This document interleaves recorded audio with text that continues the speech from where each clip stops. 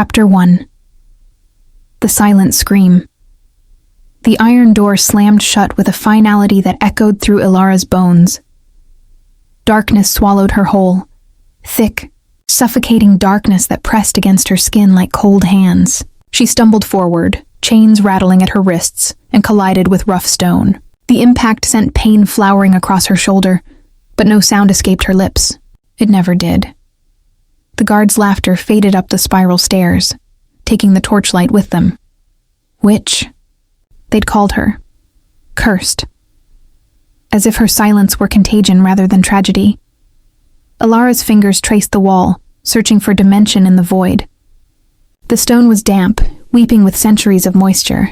The air tasted of rust and rot, and something older, something that made her pulse quicken with instinctive dread. How deep beneath the castle had they thrown her? The descent had lasted long enough for her legs to tremble, for her hope to thin like morning mist. She'd survived 2 years in Lord Blackwell's household by keeping her head down, her hands useful. The other servants whispered that she was simple-minded, touched by God's cruel finger. Better they thought her an imbecile than know the truth, that she saw too much, understood too clearly, and had witnessed the lady of the house poisoning her own husband. Lady Blackwell's painted mouth had curved into a smile when she'd ordered the guards to dispose of the mute witness. Take her to the eastern wing, to the old dungeons. No one will hear her there. The irony would have been amusing if Ilara weren't so terrified. She sank against the wall, drawing her knees to her chest. The chains were heavy, medieval things that had probably bound 100 souls before her. How long until thirst took her? 3 days? 4? Would anyone even remember to check? A sound pierced the darkness, not from the stairs, but from deeper within. Ilara's breath caught. It came again, a whisper of movement, silk against stone. Then footsteps, deliberate and unhurried, approaching from a corridor she hadn't known existed. Her heart hammered against her ribs.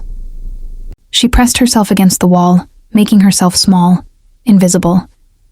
The footsteps grew louder, accompanied now by the faintest luminescence, not torchlight, but something colder, bluer, like moonlight trapped underwater. A figure emerged from shadow into pale radiance. He was tall, impossibly so, with a frame that suggested both elegance and predatory strength. His coat was black velvet, immaculately tailored despite the dungeon's decay. Dark hair fell to his shoulders in waves that caught the strange light like ink. But it was his face that stopped her breath entirely.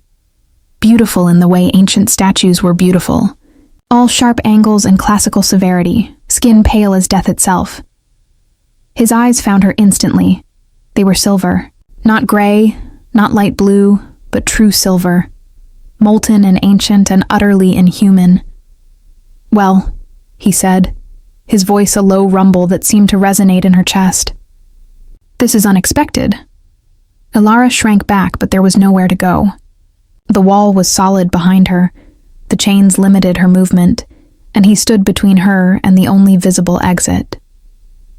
He tilted his head, studying her with an intensity that made her feel transparent. "You're afraid. I can hear your heart beating like a trapped bird." He took a step closer. "Yet you don't scream. Why?" She opened her mouth in a futile gesture, then closed it. Her hands lifted helplessly, an attempt at explanation that conveyed nothing. His silver eyes narrowed. For a long moment he simply looked at her, and Ilara had the unsettling sensation of being read like an open book. Then something shifted in his expression. Not quite surprise, but a form of recognition. "Ah," he breathed. "You cannot." She nodded, a tiny, wary movement. The vampire, for surely that was what he was. What else could he be with those eyes, that unnatural stillness between breaths? Crouched before her, bringing himself to her level. The movement was fluid, inhuman in its grace. This close, she could see details that made her skin prickle. The perfection of his features, unmarred by time or imperfection. The complete absence of warmth in his complexion, the way his chest didn't rise with breath. "How long have you been silent?" he asked. Ilara held up both hands, fingers splayed. Then again, 20 years. Her entire life, born thus or made. His tone held genuine curiosity rather than pity, which surprised her. She touched her throat, then shook her head. No injury, no curse, simply absence. A medical affliction, then. He straightened, towering over her once more. And they threw you down here to die for it. Humans. The word dripped with disdain. Still finding creative ways to destroy what they don't understand. Thunder rumbled overhead, muffled by layers of stone. Ilara flinched at the sound, and his eyes tracked the movement. You're injured, he observed, gesturing to her shoulder where she'd struck the wall. Blood had soaked through her rough servant's dress, a dark stain spreading across the gray fabric. She shook her head quickly, denying the pain even as it throbbed with each heartbeat. Don't lie to me. I can smell it. He stepped closer, and the temperature seemed to drop. Blood is my business, girl. I know its every nuance. His nostrils flared slightly. Yours is interesting. Fear spiked through her. Was he going to feed? Was that why he was here, lurking in these forgotten depths? A monster waiting for prey to be delivered? Peace, he said softly, raising one pale hand in a gesture of placation. I haven't fed on an unwilling soul in 3 centuries. I'm not about to break that vow over a terrified servant girl, however intriguing her blood may be. The words should have been reassuring. They weren't. But they also didn't feel like lies. He circled her slowly, his footsteps silent despite the stone floor. You're caught in an interesting dilemma, he mused. Die here in the dark, forgotten and alone, or accept help from a creature you've probably been taught to fear since childhood. He paused directly in front of her, those silver eyes boring into hers. Which will you choose, Silent One? Ilara's mind raced. She knew the stories. Everyone did. Vampires were demons in human form. Unholy creatures that seduced and destroyed. They were the reason garlic hung in doorways. The reason children weren't allowed out after dark. The reason silver crosses adorned every throat.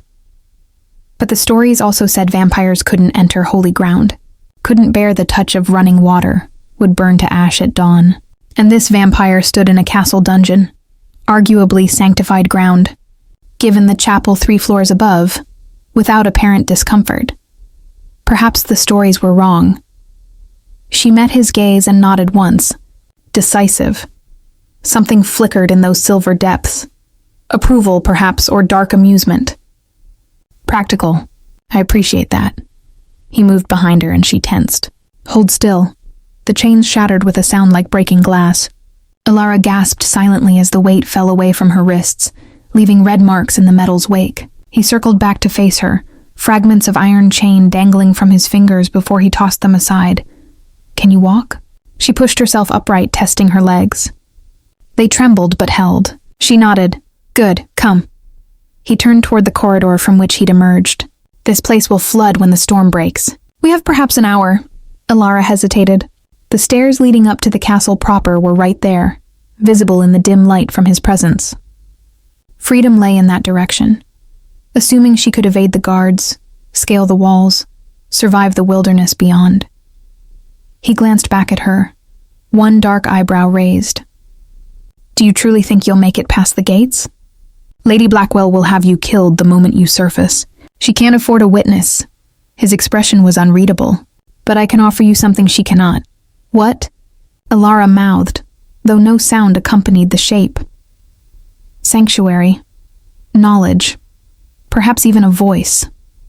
He extended one pale hand toward her, palm up. An invitation, not a demand. My name is Theron Aldrich, last of the bloodline of Aldrich, lord of these forgotten depths. And I haven't had a proper conversation in decades. The admission surprised a breath of almost laughter from her. His lips curved into something that might have been a smile in a warmer creature. Your decision, Silent One, but make it quickly. I'm not fond of drowning. Thunder crashed overhead closer now. Ilara could hear water beginning to trickle somewhere in the darkness, a harbinger of the flood to come. She looked at the stairs one last time, at the freedom that would likely mean her death. Then she looked at the vampire's extended hand, at the promise of impossible things. She stepped forward and placed her scarred palm in his cold one. His fingers closed around hers, gentle, careful, as if she were something precious rather than disposable. The silver in his eyes brightened just for a moment. "A wise choice," Theron murmured. "Come, I'll show you wonders your world has forgotten." He led her into the darkness, and Alara followed, feeling the weight of her old life fall away like shattered chains. Chapter 2. The Chamber of Echoes. The corridors beneath the castle were a labyrinth of nightmares. Alara's free hand trailed along the wall as they walked, her fingers encountering textures that shifted from rough stone to something smoother, older. The blue luminescence emanated from Theron himself. His skin seemed to glow with inner light, casting shadows that danced like living things.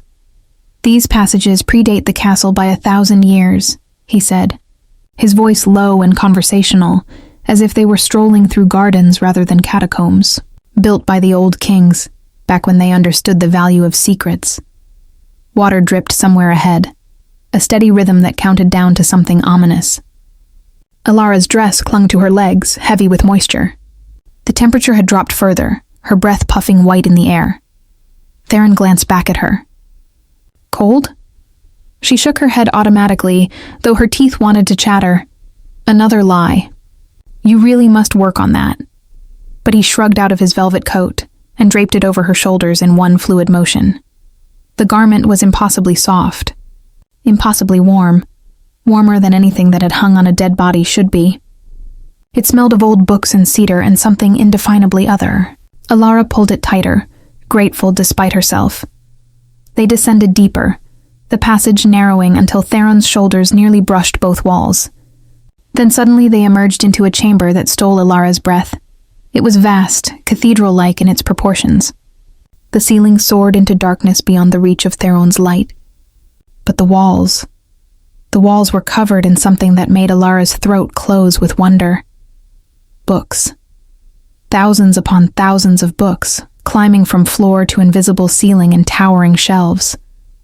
Leather spines in burgundy and black and forest green. Gold lettering glinted in languages Alara couldn't name. Between the shelves hung tapestries depicting scenes of terrible beauty, battles between creatures with wings, cities that burned with black fire, lovers entwined in gardens where the flowers bled. "Welcome," Theron said softly, "to my sanctuary." Alara turned in a slow circle, trying to take it all in. Furniture dotted the space.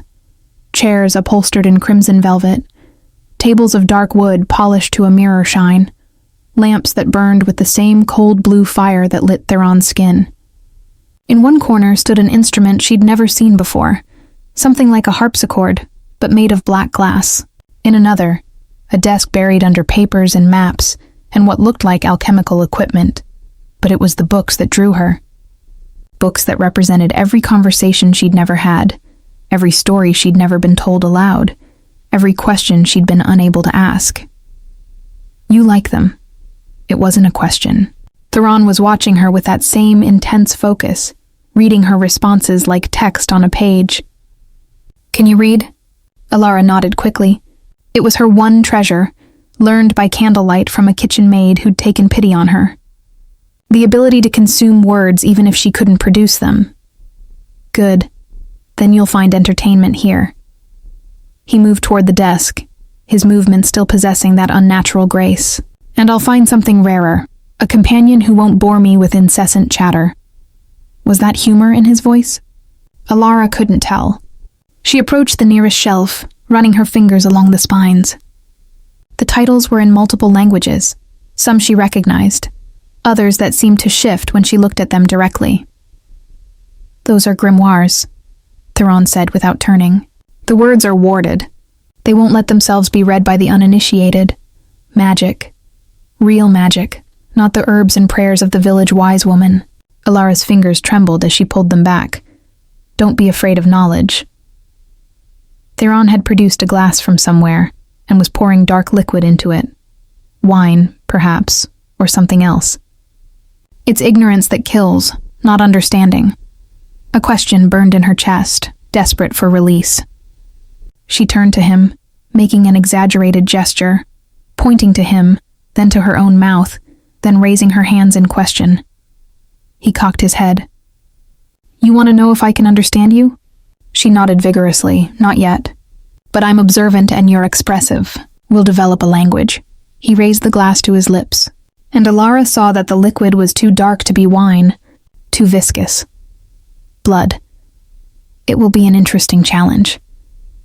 The casual admission that he was drinking blood, right in front of her, no pretense, no hiding, was somehow more unnerving than anything else.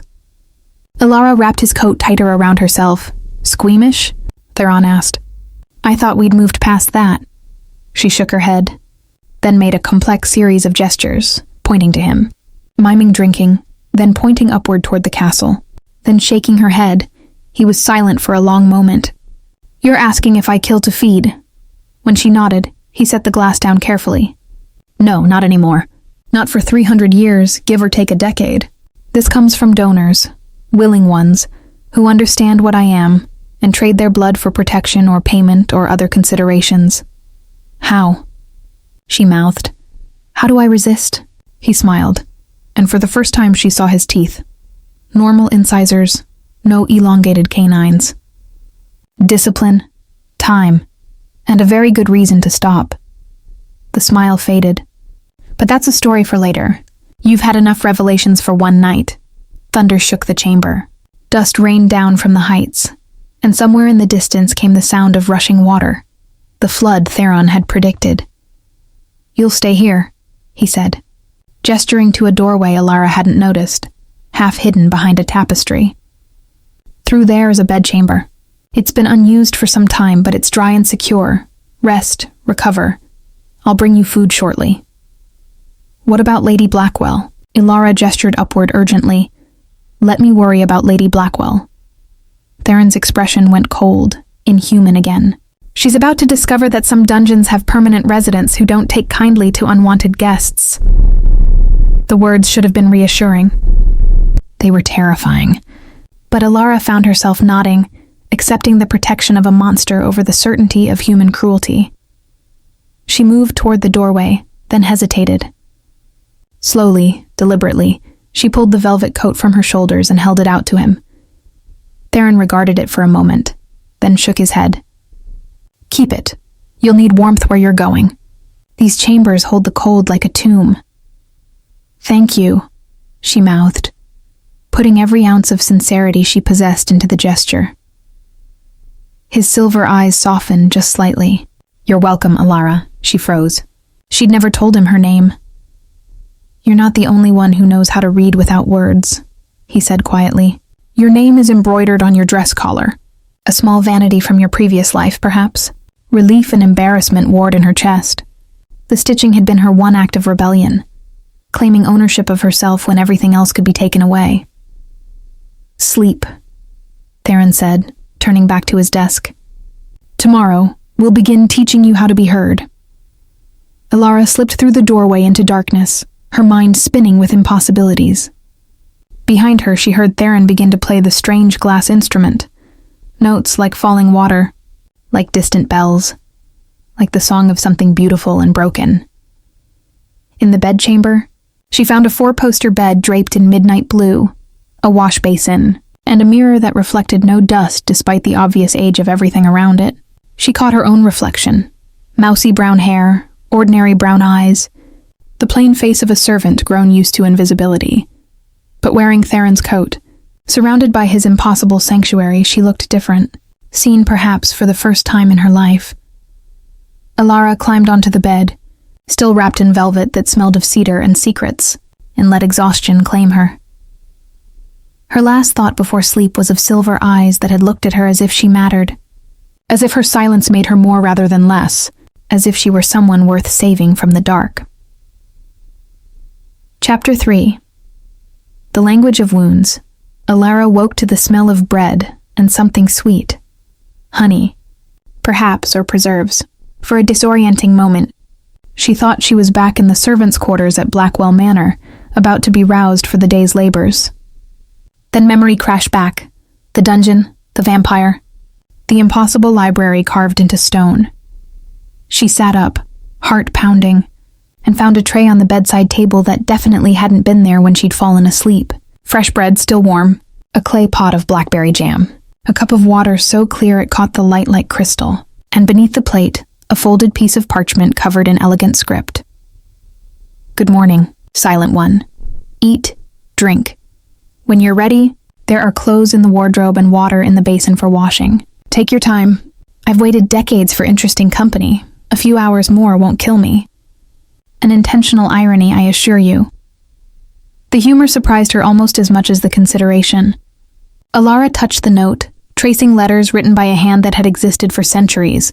The paper was thick, expensive, nothing like the rough stuff used for household accounts. She ate slowly, savoring flavors that seemed more vivid than usual.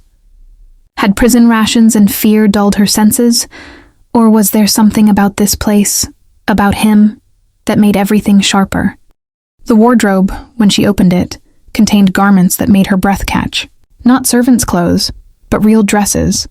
Simple in design, but made of quality fabric in shades of deep green, charcoal gray, and midnight blue. She chose the green, finding it fit her almost perfectly despite being slightly too long. The mirror revealed a stranger, herself, but cleaner, dressed in fabric that flowed rather than scratched. She'd never owned anything that wasn't functional, purely utilitarian. This felt like costume, like pretending to be someone else. But who am I, if not a servant? The question rose unbidden. She'd been born to a washerwoman, raised in poverty, sold into service at 12. Her muteness had been both curse and shield, unable to complain, unable to reveal, unable to assert herself beyond the movement of her hands. Alara braided her hair, washing away dirt and blood, and emerged from the bedchamber to find the library bathed in that same cold light. Theron stood at his desk, bent over what looked like architectural plans, his dark hair falling forward to hide his face. He glanced up at her approach, and something flickered in his expression. Approval, perhaps. Much better, he said. Though I'll admit the waif in rags had a certain tragic appeal. He straightened, rolling up the parchment. Did you sleep well?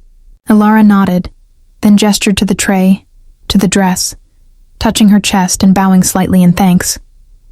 You're welcome. Though I should clarify, I didn't personally deliver breakfast. I have arrangements with the living world, people who provide supplies in exchange for my protection. He moved around the desk, that predatory grace making each step look choreographed.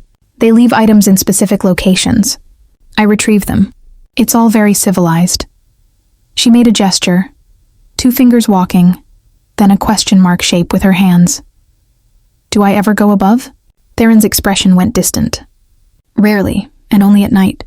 The sun won't kill me, despite popular mythology, but it's unpleasant. Like having your skin peeled off slowly. I prefer the dark. Alara processed this, filing away information. Sunlight hurts but doesn't destroy. More humanity than the stories suggest. Now, Theron said, his tone shifting to something that reminded her of the tutors she'd glimpsed teaching Blackwell's children. Let's address your primary concern. You want to communicate. I want to understand. We need a system beyond simple gestures. He moved to a clear section of wall and produced a piece of chalk from his pocket. Can you write? She nodded eagerly. Then we'll start there. He handed her the chalk.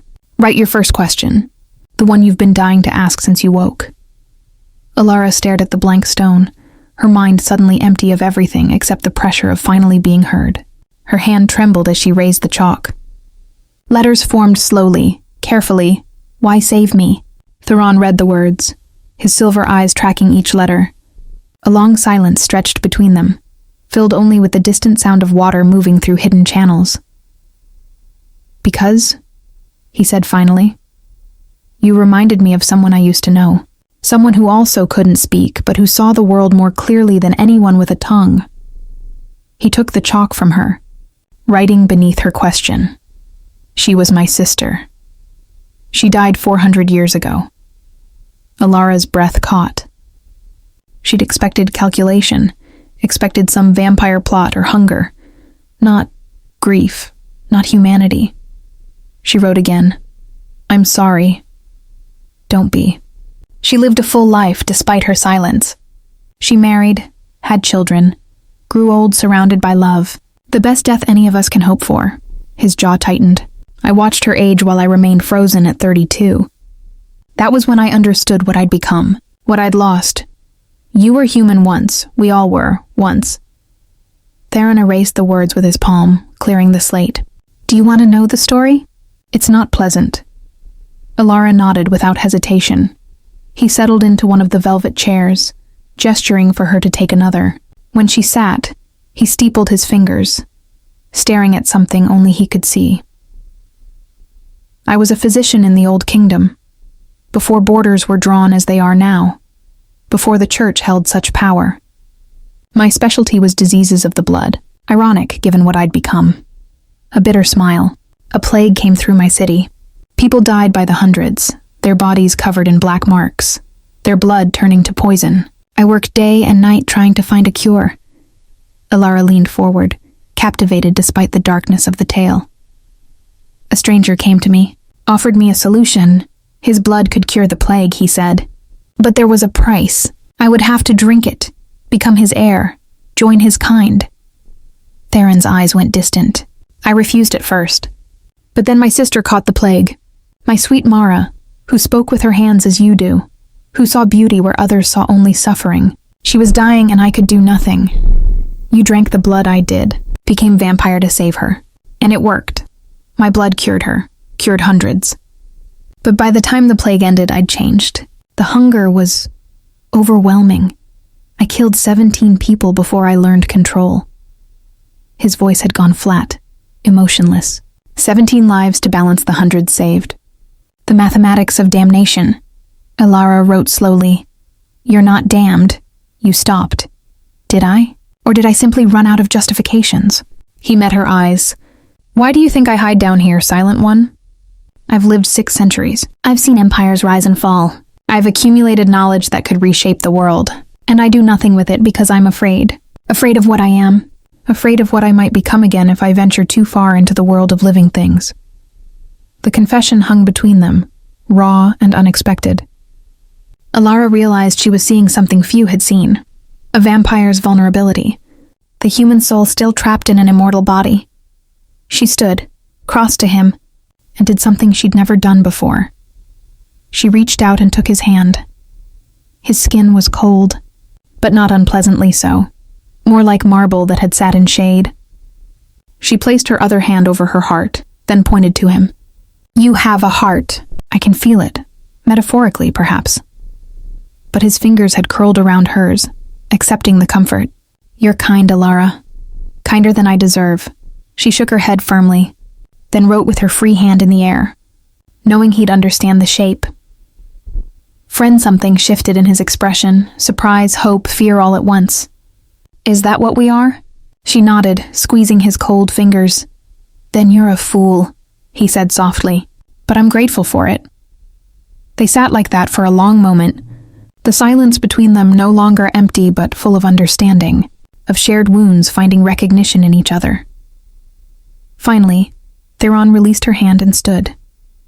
Enough melancholy. If we're to be friends, you need more than chalk and wall space to communicate.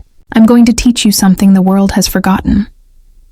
He moved to one of the shelves and pulled down a slim volume bound in gray leather. There was a monastery once in the northern mountains. The monks took a vow of silence to better hear the voice of God. They developed a language of signs, complex, nuanced, capable of expressing everything words could. He opened the book, revealing pages of hand-drawn figures demonstrating gestures. It's been lost to time, suppressed by the church's heresy, but I learned it from the last monk before he died, and now I'm going to teach it to you. Alara's eyes widened. A real language, not gestures begging for interpretation, but actual communication. It will take time, Theron warned. Weeks, perhaps months to master. But when we're done, you'll be able to tell me anything. Everything. He smiled. A real smile this time, warm despite his cold skin. Are you willing to learn? She grabbed the chalk and wrote in letters large enough to cover half the wall. Yes, then let's begin, Theron said, and opened the book to the first page. Chapter 4.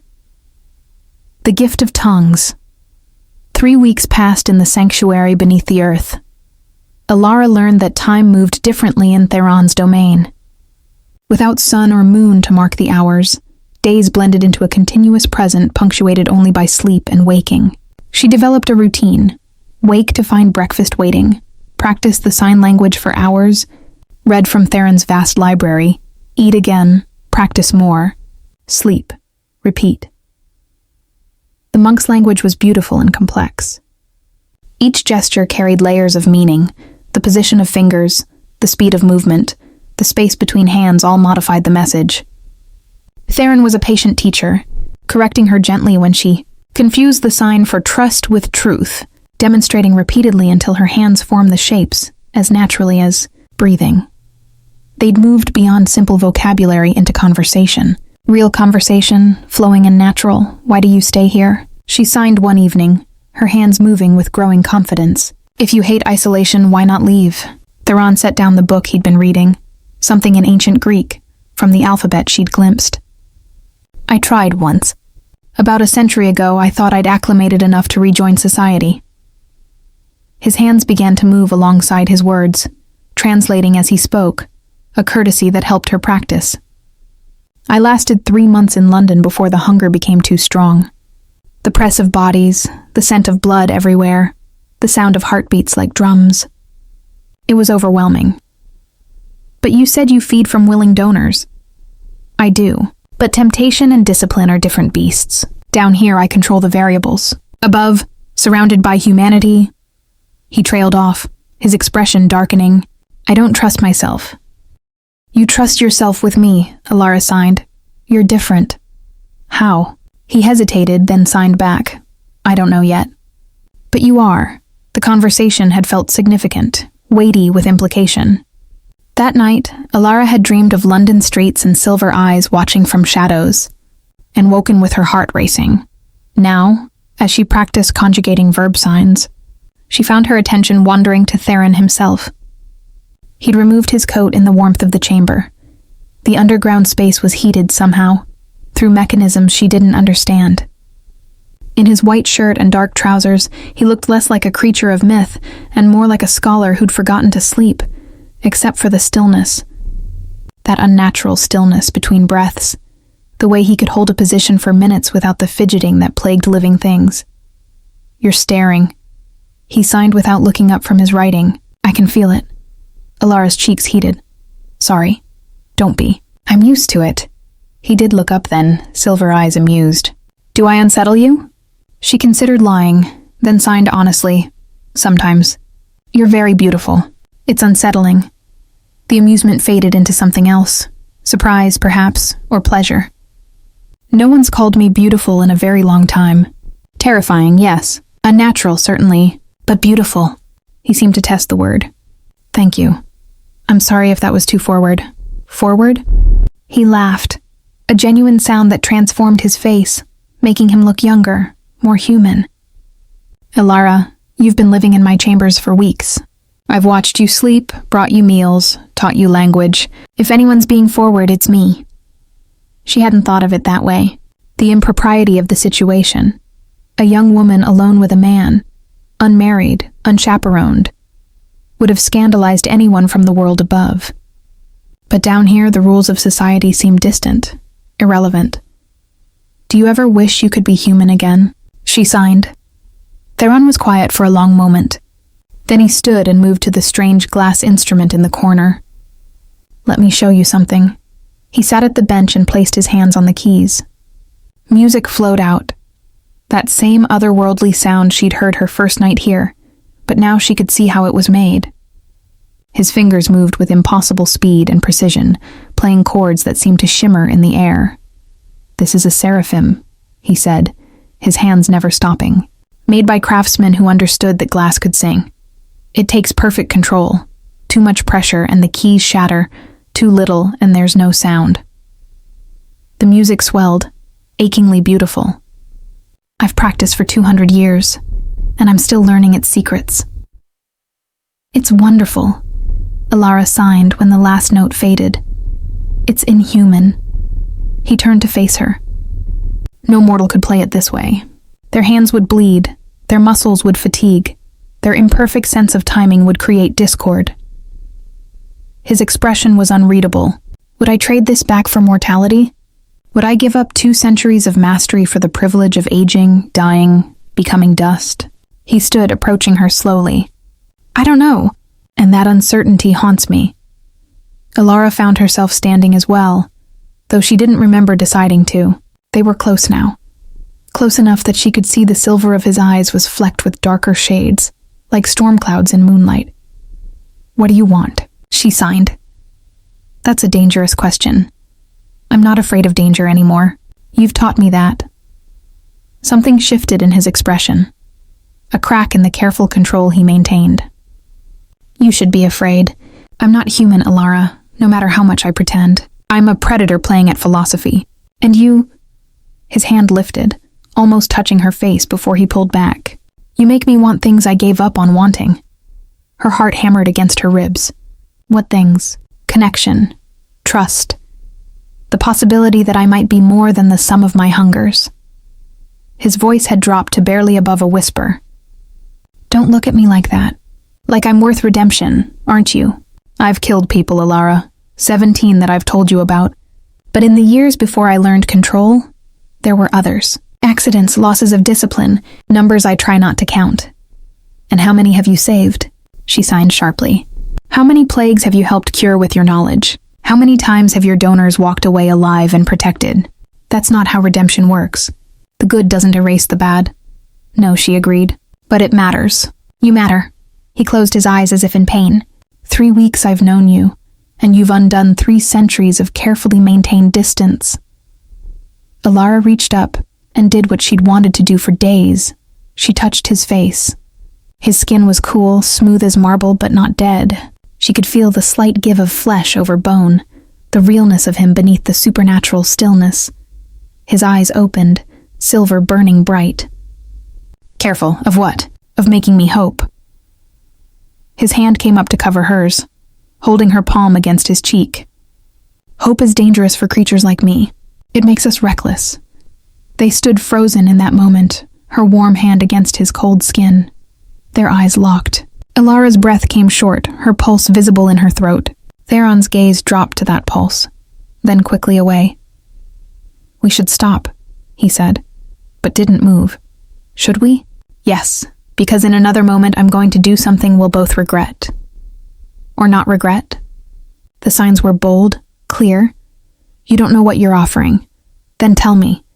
He pulled away, creating necessary distance. Tomorrow, he said roughly. Tomorrow I'll show you why you should maintain distance from what I am. Tonight, go to bed, Alara, please. The raw need in his voice was more persuasive than any command. Alara nodded slowly, then signed. Good night, Theron. Good night, Silent One. She retreated to her chamber, pulse still racing. Behind the closed door, she pressed her back against cool wood and tried to understand what had just happened. The charge in the air, the way his control had frayed, the hunger in his eyes that had nothing to do with blood. In the main chamber, she heard him return to the seraphim. The music that poured forth was wild and aching, full of longing and restraint, beautiful and broken all at once. Alara climbed into bed, still hearing it. The notes following her into dreams of silver eyes and cold hands and questions she wasn't sure she should want, answered. Chapter 5. The Mark of Sacrifice. She woke to silence. Complete, absolute silence. No distant drip of water, no soft shuffle of movement in the outer chamber. Just stillness so profound it felt like being buried alive. Alara sat up, disoriented. The blue light that usually seeped beneath her door was absent. For a moment, pure animal panic seized her. The darkness was absolute, suffocating. He's gone, her mind whispered. He's left you here alone in the dark. Then logic reasserted itself. Theron wouldn't abandon her. He'd promised safety, teaching, friendship. Whatever else he was a creature of his word. She fumbled her way to the door, opened it, and found the library lit only by a single candle on his desk. Theron sat motionless in his chair, staring at nothing, his face a mask of stone. You're awake, he said without turning. Good, come here. Something in his tone made her cautious. She approached slowly, hands ready to sign. Sit. He gestured to the chair across from him. I promised you truth. Tonight you'll have it. Alara sat, watching him carefully. The playfulness, the warmth he'd shown over the past weeks. It was gone, locked away behind walls of ice. He stood and began to roll up his left sleeve, methodically, deliberately. You asked if I ever wished to be human again. I gave you philosophy. Now I'll give you evidence. The sleeve revealed his forearm, pale skin that looked unmarked in the candlelight. Then he held it closer to the flame, and Alara's breath caught. Scars. Dozens of them, crisscrossing the skin in patterns that spoke of violence and pain. Some were thin as thread, others raised and thick, but all were old, silvered with time. What happened? She signed, horrified. Silver, Theron said flatly. The one metal that marks us permanently. Each of these represents a moment when I tried to end my existence. 47 attempts across 3 centuries. He traced one of the lines with his other hand. The first was 20 years after I turned. I couldn't bear what I'd become, the lives I'd taken. I cut deep, expecting to bleed out. But vampire flesh heals everything except silver wounds. Why silver? It disrupts our essential nature, the magic or curse or biological aberration that makes us what we are. A silver blade will heal eventually, but slowly, and it leaves scars like these. He met her eyes. Permanent reminders that I'm a coward. Can't live with what I am. Can't die either. Alara stood and moved around the desk. She took his arm gently, examining the scars. Some formed patterns, deliberate, methodical cuts. Others were wild, desperate. She could read a story in them. Decades of self-loathing, of trying to find escape from an eternal prison. She signed carefully. When was the last one? 73 years ago. After London, after I realized I could never rejoin humanity. His jaw tightened. I haven't tried since. Not because I found peace, but because I ran out of courage even for suicide. That's not cowardice, isn't it? No, her signs were emphatic. Cowardice is giving up. You're still here, still trying, still saving mute girls from dungeons. That was selfishness, not altruism. I was lonely, so what? We're all lonely. At least you admit it. He stared at her, surprise breaking through the ice. How can you... After seeing this, knowing this, how can you still look at me without revulsion? Alara took his scarred hand in both of hers, holding it between them like an offering. She signed with one hand, the movement slightly clumsy but clear. Because pain doesn't make you monstrous. It makes you alive. I'm not alive. Your heart beats. I can feel it. She placed his hand against her chest, over her own heartbeat. Mine does too. Different rhythms. Same song. Theron's control cracked. He pulled her closer, his other hand coming up to cup her face. You're going to be the death of my careful isolation. Good. She signed with her free hand. Isolation is another kind of death. Ilara. Her name was barely a whisper. I meant what I said last night. Hope is dangerous. If I let myself hope, let myself want, then want, she interrupted. Stop punishing yourself for crimes committed by someone you used to be. That person is still me. Then you're redeemed by the person you've become. He laughed, broken, aching. You're relentless. I've been silent for 20 years. I have a lot saved up. The tension between them had shifted. No longer just restraint and denial, but something more complex. Acknowledgement, acceptance, the terrifying edge of possibility. What are you doing to me? Theron asked softly, his thumb brushing her cheekbone. Being your friend. Is that all? The question hung in the air, charged with everything unspoken. Alara's heart hammered. She could lie, play it safe, maintain distance, or she could be brave. Braver than she'd ever been in her silent life. She signed slowly, clearly. Would you want it to be more? His hand tensed against her face. You don't know what you're asking. Then teach me. There are things about my kind you don't understand. Things that make relationships complicated. Like what? He pulled back slightly, putting necessary space between them. When vampires form deep bonds, romantic bonds, there's a phenomenon. A blood connection. It's not like turning someone, not conversion. It's sharing. A small exchange that creates a link. You'd be able to feel me, sense my emotions, and I would be bound to you in ways that supersede even the hunger. Is that bad? It's permanent. Once established, it can't be broken except by death, and it would give you power over me. Power that could be abused, exploited. I would never... I know. He sounded certain, absolute. But others would. If they knew I had such a bond, you'd become a target. Leverage. The fastest way to control a vampire is through their bonded. Has this happened before? Have you bonded? No, never. I've been too afraid of the vulnerability. His silver eyes searched hers. But with you, I find myself considering it, wanting it, and that terrifies me more than anything has in centuries. Ilara processed this, her mind working through implications. A connection that would make her feel his emotions, that would bind him to her. It sounded both beautiful and frightening, intimacy beyond anything she'd imagined. What would I feel? She signed. My presence. My emotional state. If I were in danger, you'd know. If I were in pain, you'd feel echoes of it. He hesitated. And my hunger. You'd feel that too. Would it make me want to feed? No, you'd remain human. But you'd understand the urge. The constant low-level craving that defines vampiric existence. Some bonds find that intimacy beautiful. Others find it invasive. Which do you think it would be? With you? He smiled slightly. Beautiful, terrifying. Probably both. Ilara signed carefully. I'm not saying we should do this now, but I'm saying I'm not afraid of it. Of you. Of permanence, you should be, but I'm not. She stepped closer again, reclaiming the distance he'd created.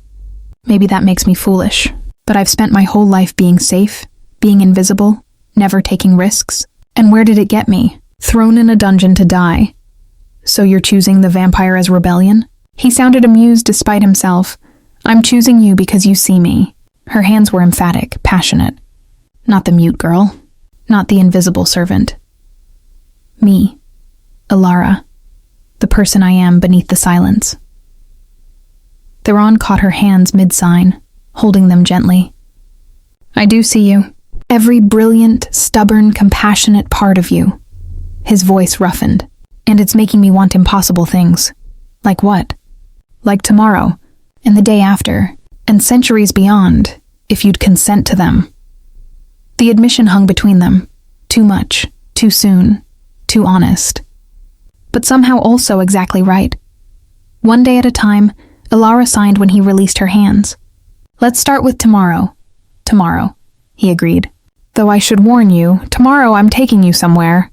Above ground. You need to see the world you've left behind. Make sure this choice is made with full knowledge. Above ground? Surprise and trepidation warred in her chest. I have an estate. Abandoned mostly, but maintained by my donors. We'll go at night, when it's safe. You'll see stars again, feel wind. Remember what it means to be part of the living world. And if I still want to stay, then we'll discuss bonds and permanence and all the terrifying, beautiful things you're proposing. He stepped back, releasing her completely. But tonight, sleep. Build your strength. Tomorrow night, I'll show you the world from a vampire's eyes. Ilara nodded. But before she turned away, she signed one more thing. Thank you. For trusting me with your scars. His expression softened. Thank you for not flinching from them. She returned to her chamber, but sleep was long in coming. Her mind spun with revelations, his pain, his longing, the possibility of a connection that would bind them across the divide between mortal and immortal.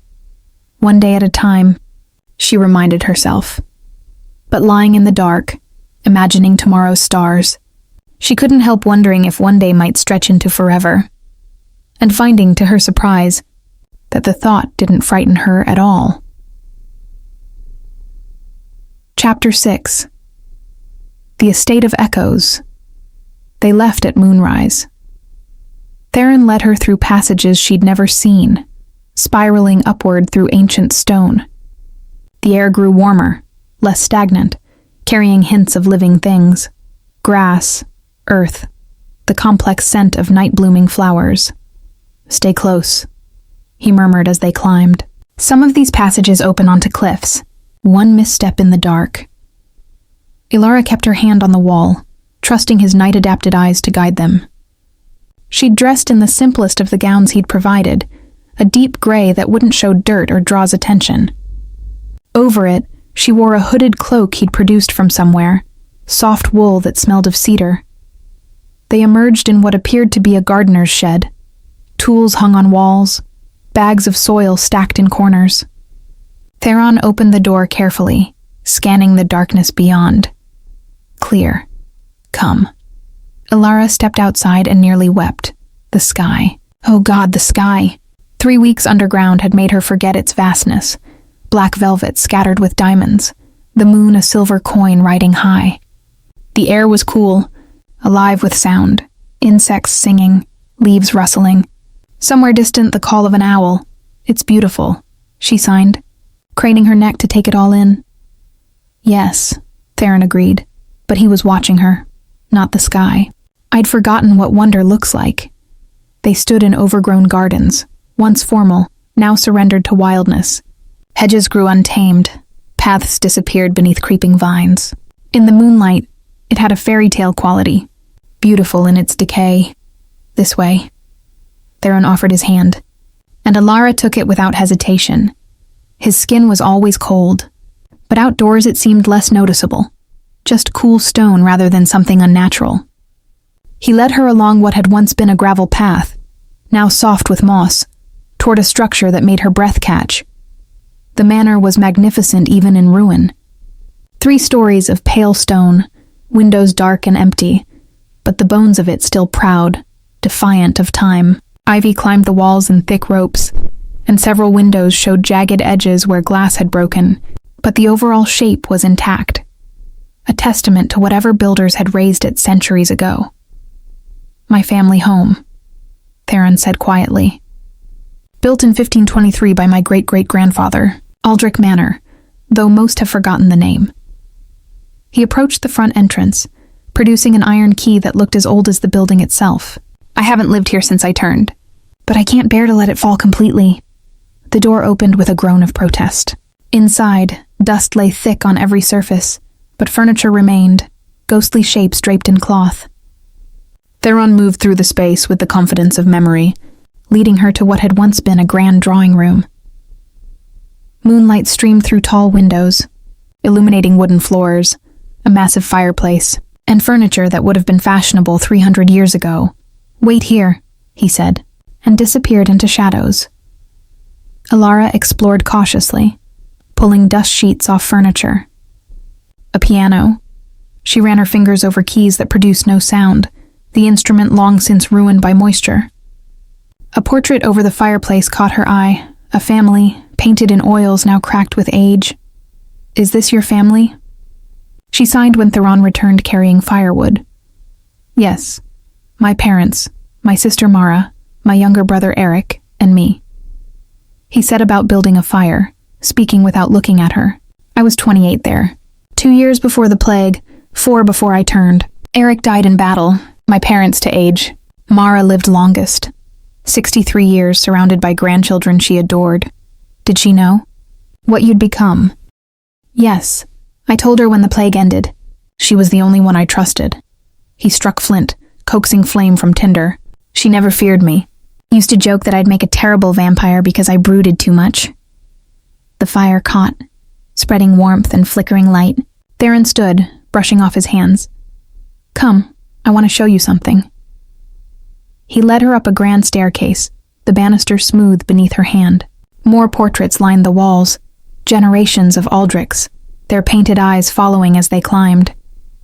They passed bedrooms, a library that made Ilara pause longingly, and finally reached a door at the end of a corridor. Theron opened it to reveal a circular room, a tower chamber with windows on all sides. A telescope pointed at the sky. Star charts covered the walls. Books lay open on tables, preserved by the dry air of the high space.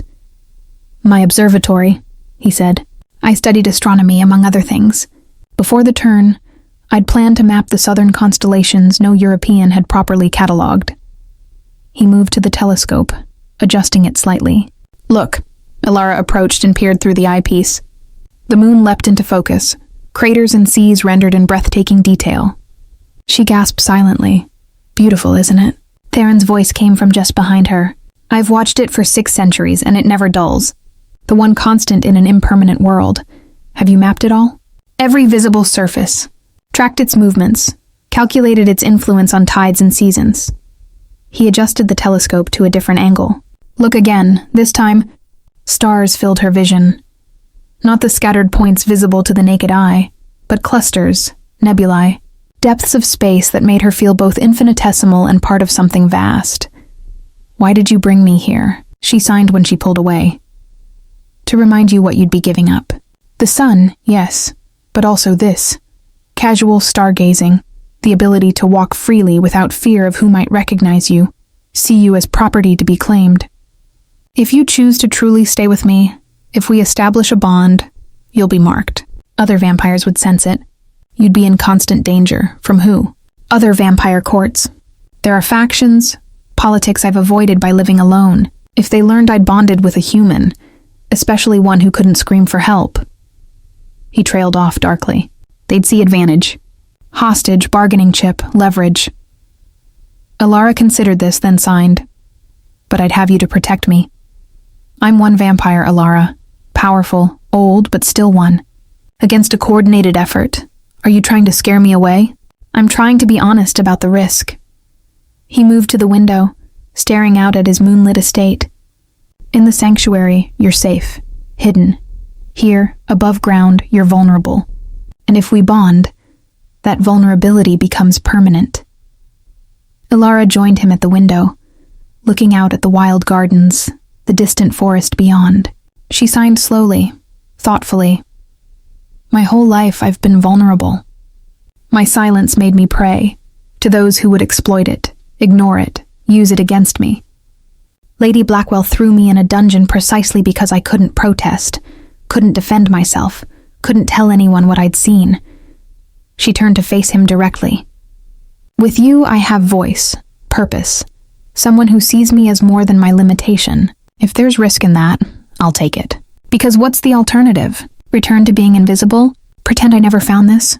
You could leave. I have contacts who could help you start somewhere new, a different city, a new identity, money to begin again. The offer seemed to pain him. You could have the surface world, safety, daylight. A normal life, is that what you want? What I want is irrelevant. What matters is what you want. Each sign was emphatic, punctuated. Tell me. Theron closed his eyes. I want you to stay. I want to stop pretending I don't care. I want to teach you every language I know, show you every wonder I've collected, share 6 centuries of loneliness, and finally, not be alone. He opened his eyes, and they blazed silver. I want to bond with you, mark you as mine, and damn anyone who tries to take you away. The rawness of the admission stole Alara's breath. Then why won't you let yourself have that? Because I'm afraid, he said simply. Afraid of failing you. Afraid of bringing danger to your door. Afraid that one day you'll regret choosing a dead thing over life. Alara reached up and placed her hand against his chest, directly over where his heart would be. She felt it, faint, slow, but real. The beat of something that refused to surrender to death. You're not dead, she signed with her free hand. You're transformed. There's a difference. Semantics. No. Truth. She stepped closer, eliminating space. And here's another truth. I'm not afraid of you. I'm not afraid of danger. I'm only afraid of losing this, losing you because I was too afraid to choose. Alara. Kiss me, she signed. The command hung between them, bold and clear and utterly sincere. Theron stared at her, conflict warring in his expression. Then he cupped her face in both cold hands, tilting her head up to meet his gaze. If I do this, he said quietly, there's no taking it back. I won't be able to maintain distance. I won't be able to pretend you're just a temporary guest. Good, she smiled, hands moving between them. I never wanted temporary. He kissed her. It was gentle at first, restrained, as if he were afraid of breaking her. His lips were cool, soft, tasting of something indefinably other. Alara pressed closer, her hands sliding up to tangle in his hair, and felt him shudder. The kiss deepened. Theron's arms came around her, pulling her against him with sudden ferocity. All the restraint he'd maintained for weeks dissolved, leaving only hunger. Not for blood, but for connection, for touch, for the affirmation that he was still capable of this kind of intimacy. When they finally broke apart, both breathing hard, his breath unnecessary but automatic, Theron rested his forehead against hers. "You're certain?" he whispered. Alara signed against his chest where he could feel the movement. "Absolutely certain. Then when we return, I'll teach you the ritual. The blood exchange. How to establish a bond that will tie us together until one of us turns to dust." His voice was rough with emotion. "But understand this. I will protect you with everything I am. Every skill I've learned in 6 centuries, every ounce of power I possess, it's yours. No one will harm you while I exist. And I'll keep you from drowning in isolation," she signed back. "Fair trade." He laughed, that wonderful transformation of his face that made him look young and alive. "More than fair. You're getting the far worse end of this bargain. Let me be the judge of that." They stood together in the tower, wrapped in moonlight and promise, while below the wild gardens whispered secrets to the night wind. For the first time in 6 centuries, Theron allowed himself to hope, and for the first time in 20 years, Alara felt truly heard. Chapter 7. The Ritual of Blood. The preparation took 3 days. Theron disappeared for hours at a time, returning with supplies whose purpose Alara could only guess at. He moved through the sanctuary with focused intensity, transforming one corner of the library into something that resembled both alchemical workshop and sacred space. Alara watched, fascinated as he drew symbols on the stone floor in what he claimed was powdered silver mixed with salt. A perfect circle, perhaps 10 feet across, inscribed with markings that seemed to shift when she looked at them directly. "Is this magic?" she signed. "Magic, science, ritual. The lines blur with vampire practices." He sat back on his heels, examining his work. "The bond is a natural phenomenon for our kind, but these preparations help focus it, ensure it forms correctly. Without them, the connection could be weak, unstable, or fail to establish at all." He'd been teaching her the theory over meals, between bouts of practiced conversation in sign language. The bond, he explained, wasn't mystical in the fairy tale sense. It was a form of synchronized biology, a resonance between compatible systems. When you ingest my blood and I taste yours, our bodies recognize compatibility. If the conditions are right, a link forms, neural, chemical, something science hasn't quite mapped. You'll be able to sense my emotional state, my general location. In crisis, you might share sensory information, see through my eyes, feel phantom echoes of my experiences. And you? What do you gain? Anchor, he'd said simply. A connection that grounds me to something beyond hunger. Many bonded vampires report better control, reduced bloodlust. The human partner becomes central. Their well-being takes priority over everything, including the urge to feed. "So I'd be your therapy?" She'd signed teasingly. "You'd be my reason. No humor, just raw honesty. The thing that makes continued existence bearable." Now, watching him prepare the ritual space, Alara felt nervousness flutter in her chest. Not fear. She'd meant what she'd said about being certain, but anticipation mixed with healthy trepidation. This was permanent, irreversible. A choice that would define the rest of her life. How long do these bonds typically last? She signed. Theron glanced up from his preparations. Until death. When one partner dies, the other feels it. A severing that's apparently agonizing. Some vampires go mad from the loss. Others follow their partners into death, if they're capable of it. Cheery. I'm not going to lie to you about the risks.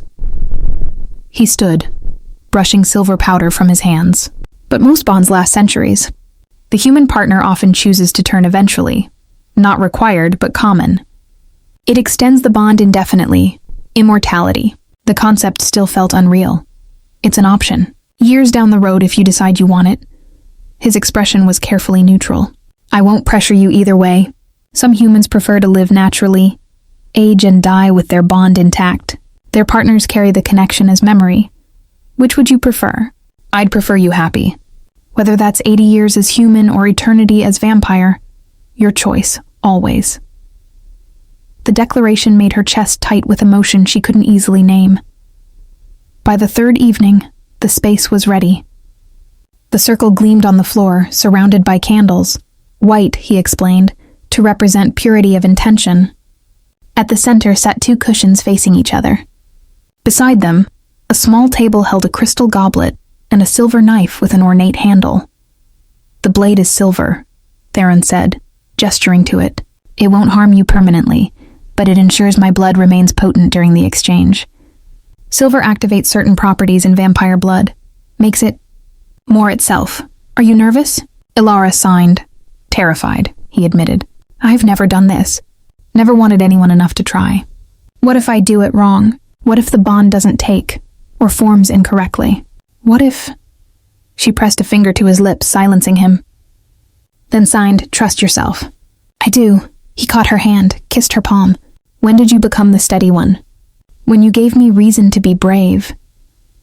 They entered the circle together as the last candle was lit. The symbols seemed to glow faintly in the flickering light, probably just reflection, but it lent an otherworldly quality to the space. Theron guided her to one cushion, then settled on the other, facing her. They sat knee to knee, close enough to touch. The ritual is simple, he said quietly. I cut my palm, you drink from it. Then you cut yours. I'll guide the knife, make sure it's not too deep, and I taste your blood. The exchange must be willing, conscious. You must maintain focus on your intention, to bond, to connect, to accept what I am. And what do you focus on? You, everything you are, everything I want you to become to me. His silver eyes held hers. Ready? Ilara nodded. Theron picked up the knife. In one swift, practiced motion, he drew the blade across his palm.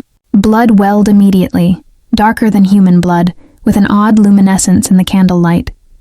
He held his hand over the goblet, letting several drops fall, then offered his palm to her. Drink, he said softly. Not from the cup, from the source. It's more potent, more personal. Ilara's heart hammered. This was it, the point of no return. She leaned forward, took his wrist in both hands, and pressed her lips to his palm. The blood was cold, thick, tasting of metal and something else, something ancient and wild and powerful. She swallowed once, twice, feeling it slide down her throat. Warmth spread through her chest, radiating outward in pulsing waves. How much? She signed when she pulled back. Enough. Now you! He took her hand gently, positioned the knife, then made a quick, shallow cut. Pain flared, sharp but brief. He caught the blood in the goblet, then lifted it to his lips. His eyes closed as he drank. Ilara watched, mesmerized as his expression transformed. Bliss, hunger, and something deeper crossing his features. When he lowered the cup, his eyes opened, blazing silver bright. Your blood, he said hoarsely, is extraordinary. I can taste everything. Your strength, your resilience, your quiet fury at the world. He shook his head, unable to find words. Ilara felt the change beginning. Warmth had become heat, spreading through her veins like liquid fire. Not painful, but intense, overwhelming. She gasped silently, and Theron caught her, pulling her against him. Hold on, he murmured. The bonding is starting. Don't fight it. Let it in. Images flooded her mind, not her memories, but his. Faces she'd never seen. Places that had crumbled to dust centuries ago. Emotions layered and complex and ancient. She saw herself through his eyes, huddled in the dungeon, signing with desperate enthusiasm, sleeping in his bed wrapped in his coat, touching his scarred arm without flinching. You see me as beautiful, she realized with shock. Always, came his voice, though his lips didn't move. From the first moment, this fragile, fierce creature who refused to break. And she felt him, truly felt him for the first time. The constant low hum of hunger that never quite vanished. The aching loneliness of centuries. The terror that she would reject him, abandon him, realize what he was and recoil. Never, she thought fiercely. I would never. The connection solidified with an almost audible snap. Elara cried out, no sound, but the feeling of it, as something fundamental shifted in her chest. A presence settled beside her own consciousness. Theron, anchored to her, part of her now in ways that transcended physical proximity. She could feel his relief, his joy, his overwhelming protectiveness rising like a tide. Elara. His voice was rough. Can you hear me? Through the bond? Yes. The word formed in her mind, clear as speech. Theron, I can hear myself. Thoughts have voice in the bond. You'll still sign for practical communication, but between us. He cupped her face, thumbs brushing away tears she didn't remember shedding. Between us, you can speak freely. This is what it's like? To have thoughts heard? Yes. Though most people can't share thoughts, only speak them aloud. This is unique to bonded pairs. Elara laughed, felt the vibration in her chest even if no sound emerged, and through the bond, heard Theron's perception of it. Musical, joyful, alive. Can you feel me too? Every emotion. You're overwhelmed, amazed, slightly afraid, intensely happy. It's intoxicating. He pressed his forehead to hers. I feel complete for the first time in 600 years. They sat like that, wrapped in each other, and the new connection singing between them, while the candles burned low and the bond settled into something that felt like coming home. What happens now? Elara asked eventually. Now we learn each other. Practice using the bond. Figure out its limits and strengths.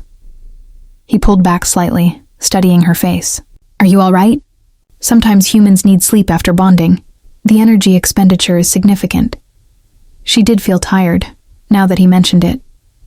A pleasant exhaustion, like after hard physical labor? Yes, but I don't want to leave yet.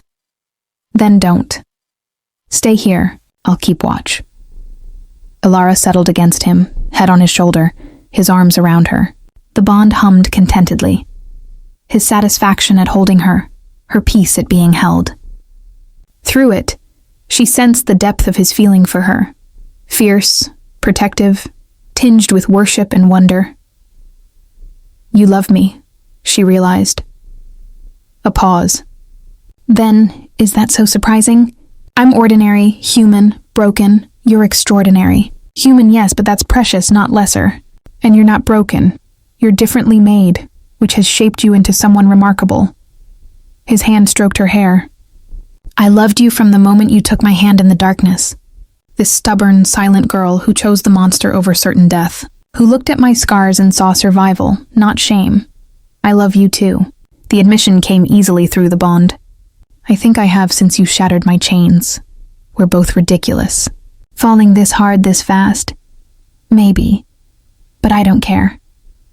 Neither do I. They stayed in the circle until dawn approached and Theron had to retreat from even the possibility of sunlight. He carried her to her chamber, laid her on the bed, and kissed her forehead.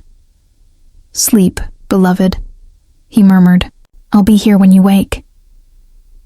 Through the bond, Elara felt him settle in the library, watching over her from the other side of the door.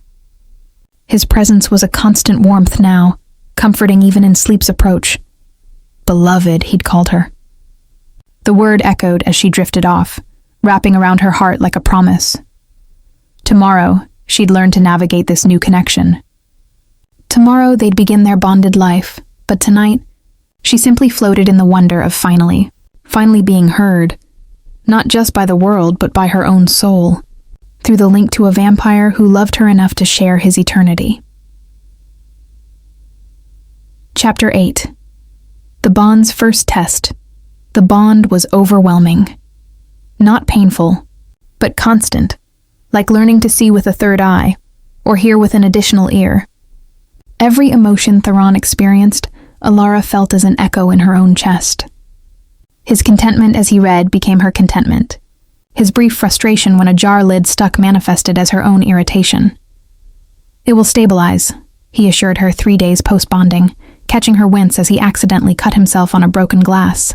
Right now, everything is heightened because the connection is new.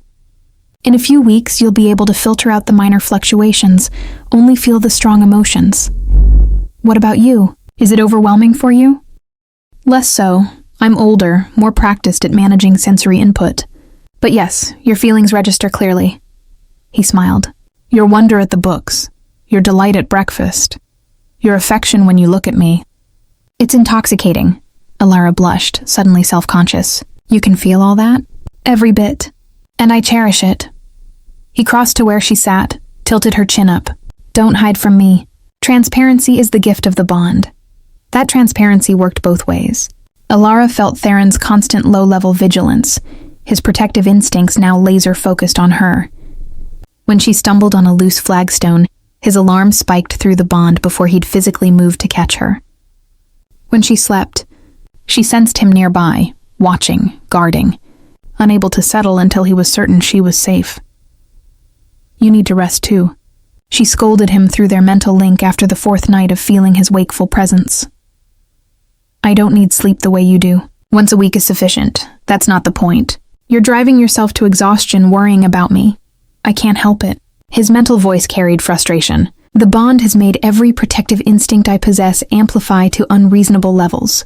The thought of you in danger makes me slightly insane. Then we'll have to be careful not to put me in danger. Except danger is coming regardless. The ominous statement came during their 5th evening together post-bond. Theron had been edgy all day, his unease bleeding through the connection until Alara finally confronted him. I received a message, he said, his voice tight. From one of my contacts above. Lady Blackwell is dead, murdered in her bed 3 nights ago. And there are questions about her death that have led to complications. What kind of complications? The kind that involve vampire hunters investigating the estate. They found evidence of my presence. Old evidence, but enough to reignite interest. And they've heard rumors of a girl who disappeared into the dungeons and never emerged. Ice slid through Alara's veins. They're looking for me. For you. For me. For any evidence that vampires are active in the region. He paced, agitation making his movements jerky. I've managed to avoid hunter attention for decades by staying hidden, but if they explore the dungeons thoroughly, they'll find the passages to your sanctuary. Eventually, yes. The wards will confuse them, slow them down. But determined hunters with the right knowledge, they'll break through. Alara's mind raced. We need to leave. Go somewhere else? And go where? Every city, every region has its hunters. At least here, I know the terrain. He stopped pacing, forced himself to stillness. But you're right that staying is dangerous. If they find you, learn about the bond, they'll use me against you. She stood, moving to him. So we face them together. I won't be leverage if I'm standing beside you. Alara, these are trained killers. Silver weapons, holy water, stakes. They know how to destroy my kind. Then we outsmart them. She signed emphatically, reinforcing her mental words. You're 600 years old. You've survived plagues, wars, other vampires. Surely a few hunters are manageable. They're not just a few. If the Order of the Silver Cross is involved, and the message suggested they are, we're facing an organized, well-funded operation with centuries of vampire-killing expertise. The fear bleeding through the bond was making Alara's hands tremble. She grabbed his, forcing him to focus. Then tell me what we need to do. Teach me how to protect myself. I won't be helpless. Theron stared at her, conflict warring in his expression. Then something shifted, resolve hardening like steel. All right, but we do this properly. I'm going to teach you everything I know about fighting, about defense, about the hunter's methods, and we're going to turn this sanctuary into a fortress. He kissed her once, hard and fierce. If they want to take you from me, they'll have to bring an army. That's what I'm afraid they'll do. Alara thought through the bond. Then we'll face an army, he replied.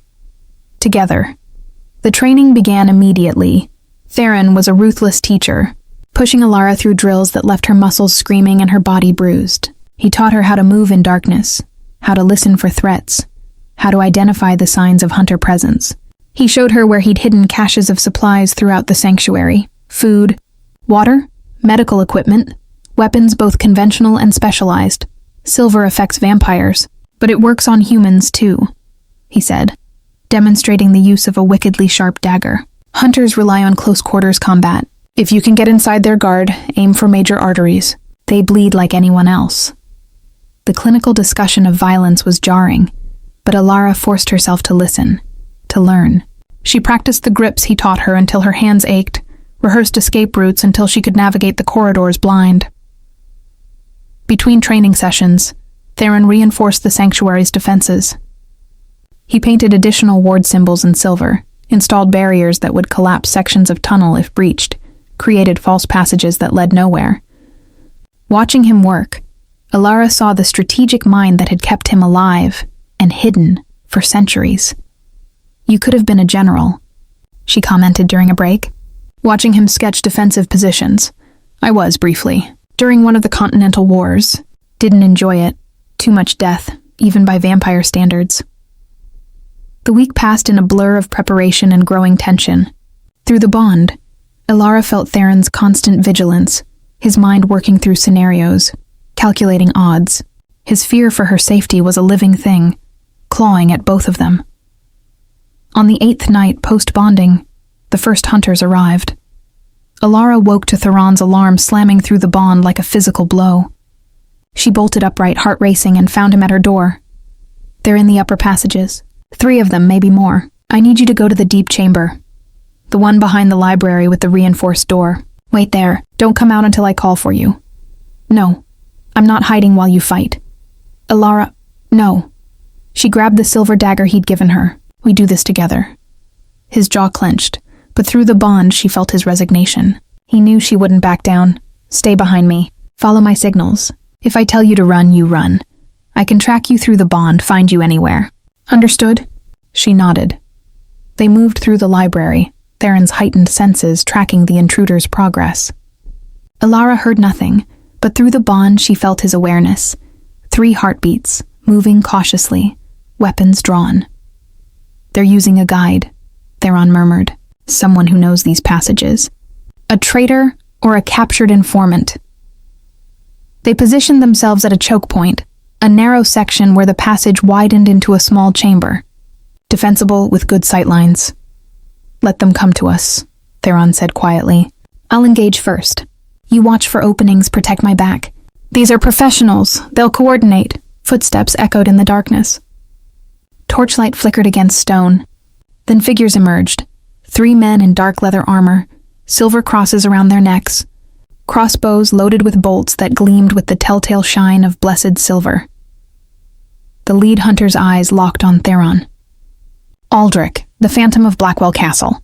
The Order has been hunting you for decades." "Then your organization needs better hunters." Theron's voice was cold, inhuman.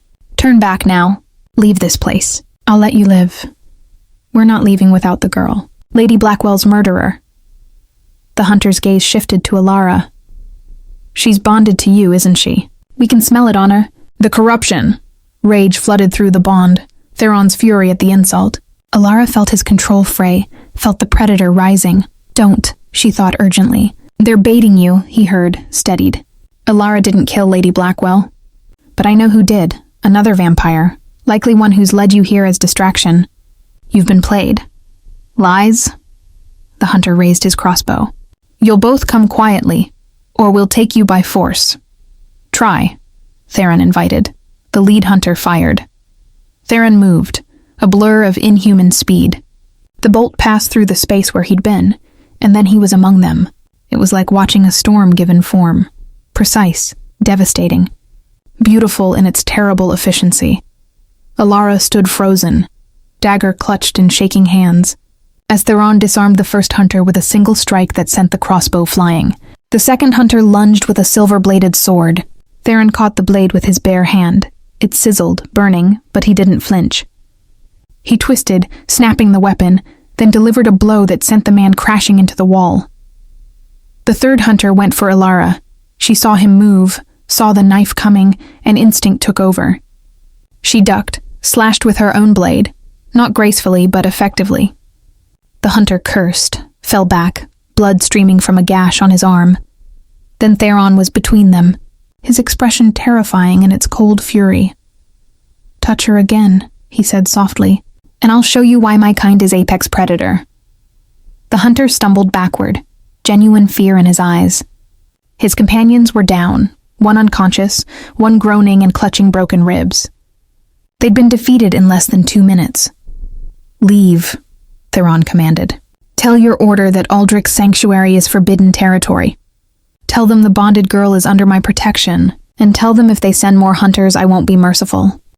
The man scrambled for his fallen companions, dragging them toward the passage.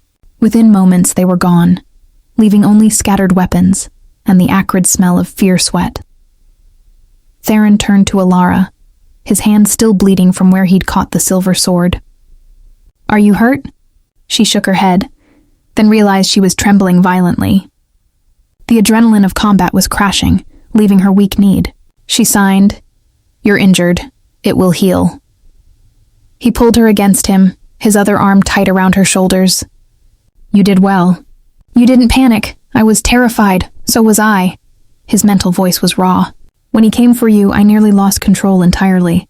The urge to kill, to eliminate the threat permanently, it was overwhelming. But you didn't. You gave them mercy. Because of you, your presence through the bond kept me human enough to choose. They stood together in the aftermath, both shaking for different reasons, while Theron's hand slowly healed and the bond sang with relief, fear, protectiveness, and something deeper, the knowledge that they'd faced danger together and survived. But Alara knew it was only the beginning. The hunters would return, better prepared, more numerous, and next time, mercy might not be an option. Through the bond, she felt Theron's thoughts align with hers. We need a permanent solution. This can't continue. What solution? She asked. His answer was grim. I don't know yet, but I'll find one. I won't let them take you from me. The vow resonated through the bond, fierce and absolute, and Alara believed him. She only hoped belief would be enough. Chapter 9. The Price of Forever. The attack changed everything. For 3 days, Theron barely left her side, his vigilance bordering on obsessive. Through the bond, Alara felt his constant assessment of threats. Every sound analyzed, every shadow evaluated, his mind running through scenarios of defense and escape. You need to rest, she told him repeatedly. You can't protect me if you collapse from exhaustion. I don't collapse. I'm vampire. Even vampires need sleep eventually. But he wouldn't listen. The hand he'd injured catching the silver blade had healed, leaving only faint scarring to join the dozens already there. He'd flexed it absently, staring at the new mark, and Alara had felt his disgust with himself through the bond. Old wounds reopened. Old shame revived. I caught that blade without thinking, he said when she pressed him about his emotional state. Instinct. But it reminded me how easily I could have lost control entirely, if that hunter had killed you. But he didn't. I'm here. Alive. Safe. For now. He turned haunted silver eyes on her. But they'll return. And next time they'll bring more hunters, better weapons. I can fight 3, perhaps even 5. But 10, 20? Eventually the numbers will overwhelm me and you'll be taken. So we find allies. You said there are other vampires. Surely some would help. The vampire courts? Theron laughed bitterly. They'd more likely sell us out to the hunters for territorial advantage. I've avoided their politics for a reason. They're treacherous, power-hungry, and they see bonded pairs as weakness to exploit. Then what do we do? He was silent for a long time. Then, there's one option. Dangerous, possibly fatal, but it would eliminate you as target. What option? I could break the bond. Sever the connection, erase the mark. You'd return to being fully human, untraceable. I could send you away. New identity, new life, protection, but from a distance. You'd be safe. The words hit like physical blows. Alara stared at him, feeling through the bond his anguish at the suggestion, the way it tore at him even as he presented it as rational. And you? She signed, her hands shaking. What happens to you if we break the bond? I survive. I've existed centuries without bonding. I'd return to it. Don't lie to me. Her signs were sharp, angry. I can feel how much this connection means to you. Breaking it would destroy something in you. Better destroyed than dead. If they kill you to get to me, they won't.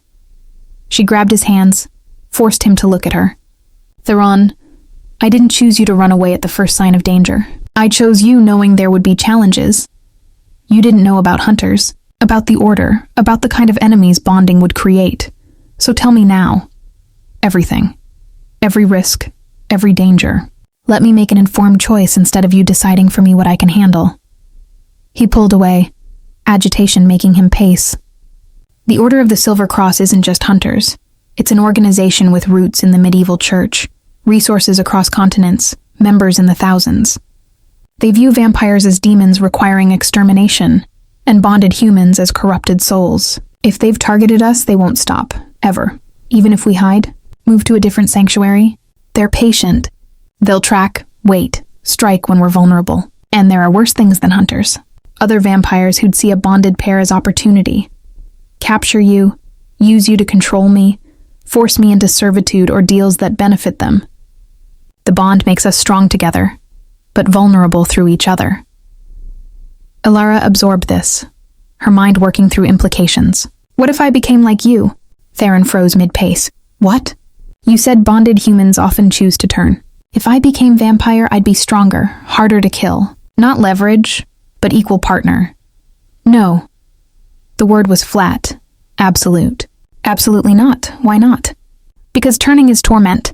The transformation takes 3 days of agony as your body dies and reforms. The hunger that follows is nearly impossible to control. Most new vampires kill dozens before they learn discipline. I won't put you through that. I won't risk you becoming what I am. What you are isn't monstrous. You say that now, having never felt true bloodlust. Never felt the hunger that reduces all thought to single instinct. Feed. New vampires are mindless for months, sometimes years. I'd have to restrain you, keep you isolated until you learned control, watch you suffer and be unable to ease it. He shook his head violently.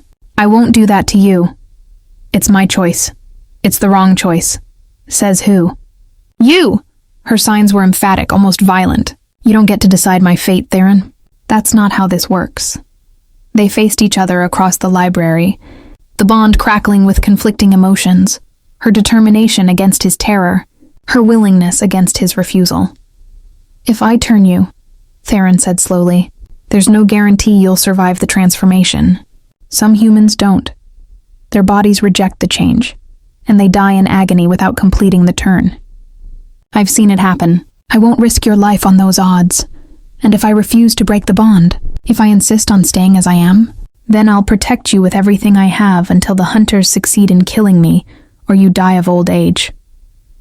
He approached her slowly. I'm 600 years old, Ilara. I've learned patience. I can wait, plan, strategize. We'll find a way through this that doesn't require you becoming vampire or severing our bond. You swear it? I swear. He took her hands, brought them to his lips. I will find a way to keep you safe. Keep us together, without destroying what makes you human. Trust me. Through the bond, she felt his sincerity, his desperate hope that he could deliver on this promise. But she also felt his doubt, the voice in his mind that whispered, Impossible. I trust you, she told him. But promise me you won't make decisions about my life without including me. If turning becomes necessary, it won't. But if it does, you'll let me choose. He was silent for a long, agonizing moment. Then, I'll let you choose. Relief flooded through her. She signed, Thank you. Don't thank me yet. We have months, maybe years of difficulty ahead. Living in hiding, constant vigilance, the threat of discovery always looming. This won't be the peaceful life I promised you. I don't need peaceful. I need you.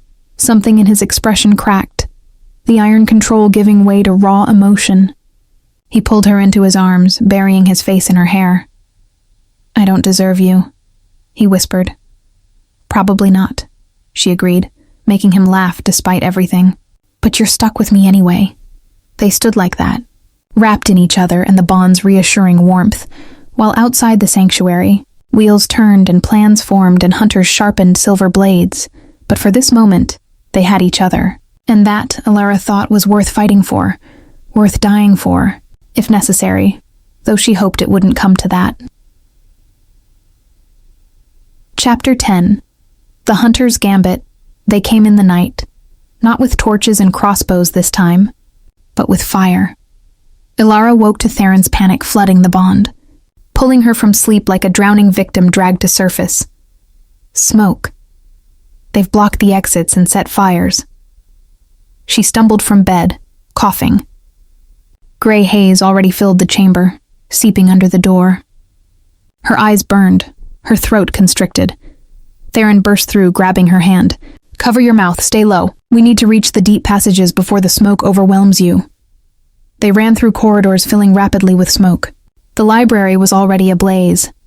Beautiful books, centuries old, feeding flames that climbed the shelves like hungry creatures. Alara's heart broke watching the destruction even as terror drove her forward. "How did they get past your wards? Someone who knows them. One of my contacts must have been compromised." Theron kicked open a hidden panel in the wall, revealing steep stairs descending into darkness. Down, quickly, they plunged into the depths, the air growing cooler, clearer. Behind them, roaring intensified, the fire feeding on ancient wood and parchment. "They've planned this carefully," Theron said grimly. "Fire to flush us out. Hunters waiting at every exit. They know I can survive the flames, but you can't. They're using you to trap me. I'm sorry." Guilt churned in her stomach. "If I weren't here, don't." He stopped, turned to face her on the narrow stairs. "Don't apologize for existing. This is the Order's sin, not yours. Now move. We still have options." They reached a chamber Alara had never seen, smaller than the library, natural cave rather than carved stone. A stream ran through it, disappearing into cracks too narrow for human passage. Theron led her to a section of wall and pressed his palm against seemingly solid stone. It swung inward, revealing a tunnel barely wide enough for single-file passage. "Emergency exit. Leads to the forest 2 miles from the estate." He gestured her in. "Go. I'll hold them off, then follow." "No." She grabbed his arm. "We go together. Alara, together. That's the deal. You don't get to sacrifice yourself." Through the bond, she felt his conflict. The protective instinct warring with acceptance that she wouldn't back down. "Stubborn," he muttered. "Fine, but I lead. If we encounter hunters in the tunnel, you let me handle them." She nodded, and they entered the passage. It was claustrophobic, walls pressing close, ceiling low enough that Theron had to duck. Alara's breathing echoed loud in the confined space, rapid and panicked despite her efforts to stay calm. "How far?" she asked through the bond. "Half a mile to the surface." Then another 1.5 miles through forest. They moved as quickly as the terrain allowed. The passage twisted, rose and fell, occasionally branching into smaller tunnels. Theron navigated with confidence born of centuries in these caves. They were perhaps 100 yards from the surface when Alara heard it. Voices ahead, the scrape of metal on stone. Theron heard it too. His hand shot out, stopping her. "Through the bond, they've found the exit. Waiting for us. How many? I can hear 4 distinct heartbeats. Maybe more beyond my range. Can we fight through? Possibly. But you'll be exposed, vulnerable. Better than dying in a tunnel." He looked back at her, silver eyes glowing in the darkness. "If something happens to me, if I fall, you keep running. Understand? Don't stop, don't look back. Get to the surface, find dawn, stay in sunlight until you reach a town. They won't follow into public spaces. I'm not leaving you. You will if I order it." His mental voice was hard, inflexible. "I won't watch you die because you're too loyal to save yourself." Before she could argue further, he was moving forward, toward the waiting hunters. Alara followed, dagger drawn, her heart hammering against her ribs. The passage opened into a wider space, not quite cave, not quite surface. Moonlight filtered through an opening 20 feet above, and between them and freedom stood 5 hunters in silver-crossed armor, weapons drawn. Aldrich, the lead hunter acknowledged. The same man from the first attack, Alara realized. His arm was bandaged where she'd cut him. "You're predictable. We knew you'd have an escape route. Then you know I'll use it." Theron's voice was cold. "Move aside. Can't do that. The Order wants the bonded girl. Give her to us and you can leave. No one else needs to die tonight. Everyone dies tonight if you don't move." Power radiated from Theron. Ancient, terrible, predatory. The air itself seemed to vibrate with his presence. Last chance. The hunters attacked. It was chaos, silver flashing, bodies moving too fast to track. Elara pressed against the wall, staying out of the melee, her dagger ready.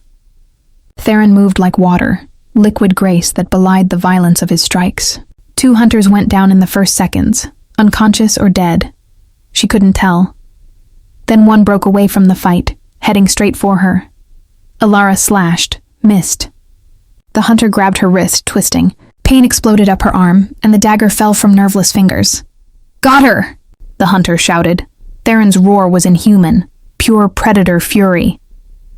Through the bond, Elara felt his control shatter, the hunger rising to consume all thought except protect, kill, destroy. What happened next was nightmare. Theron tore through the remaining hunters with devastating efficiency. Not disabling strikes anymore, but lethal ones. Throats torn, bones shattered, blood spraying across stone. The man holding Elara released her and tried to flee. He made it 3 steps before Theron was on him. "Stop!" Elara screamed through the bond. "Theron, stop! He's running!" But Theron was beyond hearing. His teeth, elongated fangs she'd never seen before, tore into the hunter's neck. The man's scream cut off into a gurgle. "Stop!" Her mental scream, combined with throwing herself physically at Theron, finally broke through. He dropped the hunter, whirled to face her. His face transformed into something monstrous. Eyes blazing, blood on his lips, fangs extended. For a heartbeat, Elara thought he might attack her too. Then recognition flooded the bond. Horror, shame. He stumbled backward, away from her, away from the carnage. "No," he whispered. "No, no, no. I swore I wouldn't." Elara approached slowly, hands raised. The hunters were down, all 5 dead or dying. Blood pooled on stone. The air reeked of copper and violence. "Theron." She kept her mental voice calm, gentle. "Look at me." He did, and the anguish in his expression nearly broke her. "I killed them, lost control. You saw me as I truly am. Monster, predator, everything I pretended I wasn't." She reached him, placed her hand on his blood-stained cheek. "I saw you protecting me. They would have taken me, hurt me, possibly killed me. You stopped them by becoming the thing they hunt, the thing they're right to fear. By being what you needed to be to save us both." She signed with one hand, reinforcing her words. "I'm not afraid of you." "You should be." But he leaned into her touch, desperate for absolution. "Well, I'm not." She pulled his head down to her shoulder, held him while his body shook with something that might have been sobs if vampires could cry. "I love you. This doesn't change that." Through the bond, she poured everything she felt. Love, acceptance, gratitude, fierce protectiveness. Slowly, so slowly, his breathing steadied. The fangs retracted. The predator retreated, leaving only Theron, exhausted and haunted. "We need to go," he said finally. Before more come, they climbed toward the surface, leaving the dead behind.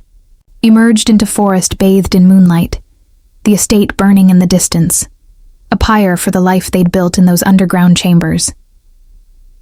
Theron led her through trees, moving with purpose born of desperation. Dawn was perhaps 3 hours away. They needed to find shelter before sunlight made him vulnerable. "Where are we going?" Elara asked. "Somewhere safe, or as close to safe as we can manage." They walked in silence, the bond heavy with exhaustion and grief. Elara's arm throbbed where the hunter had grabbed her. She suspected it was sprained. But she didn't complain, just followed Theron through the dark forest, trusting him to know the way. Eventually, they reached a structure, barely more than a shack, hidden among dense trees. Theron broke the rusted lock and ushered her inside. It was sparse, a single room, a cot, a cold hearth. But the walls were solid, and more importantly, there were no windows, no way for dawnlight to creep in. Theron collapsed onto the cot, burying his face in his hands. "I'm so sorry. You shouldn't have seen that. Shouldn't have seen what I become when I lose control." Elara sat beside him, took his hands from his face. "Everyone has darkness. You've just lived long enough for yours to accumulate, but that's not all you are. How can you still, after watching me kill 5 men, how can you still look at me like I'm worth saving? Because you are. She cupped his face, forced him to meet her eyes. You've done terrible things. So have I. I stood by while Lady Blackwell poisoned her husband because I was too afraid to intervene. We're both imperfect, both learning, but we're learning together. You're too good for this world, he whispered. And you're too hard on yourself. She signed. We survived. That's what matters. He pulled her against him, and they lay on the narrow cot, wrapped around each other. Through the bond, Alara felt his gradual calming, the predator settling back into restraint. What do we do now? She asked aloud, her voiceless words accompanied by signs.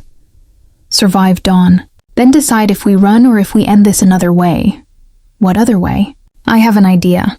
Dangerous, possibly fatal, but it might free us from the Order's pursuit permanently. Tell me.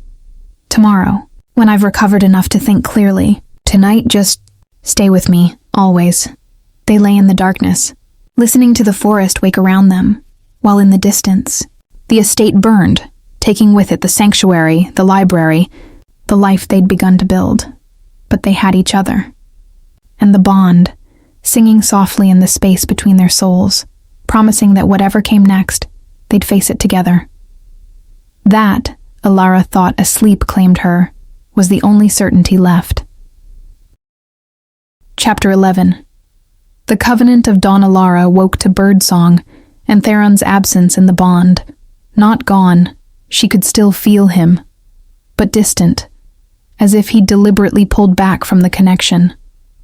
She sat up on the cot, wincing at the ache in her sprained wrist, and found him standing at the door, staring out at the forest bathed in early morning light. He'd positioned himself carefully in shadow, away from the direct sunlight streaming through cracks in the wooden walls. His profile was sharp in the half-light, all angles and tension. You're brooding, she sent through the bond. Thinking, he corrected without turning. There's a difference. She approached, staying in shadow with him. Tell me your dangerous idea. Theron was quiet for a long moment. Then, the Order of the Silver Cross answers to a high council. 5 vampire hunters who've dedicated their lives to the cause, each commanding regional operations. If we could reach them, negotiate. They'd kill us on sight.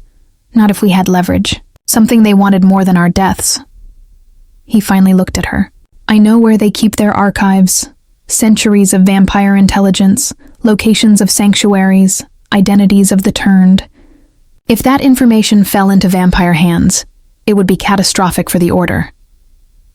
You're suggesting we threaten to steal their archives? I'm suggesting we actually steal them.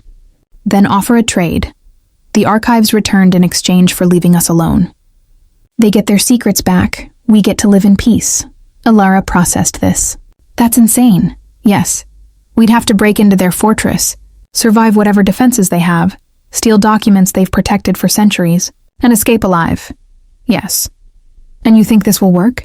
I think it's our only option besides running forever or you turning vampire. His silver eyes were steady. But I won't attempt it without your agreement. This isn't just my life at risk. Alara moved to the door, looking out at the forest. Somewhere beyond these trees, hunters were regrouping, planning their next attack.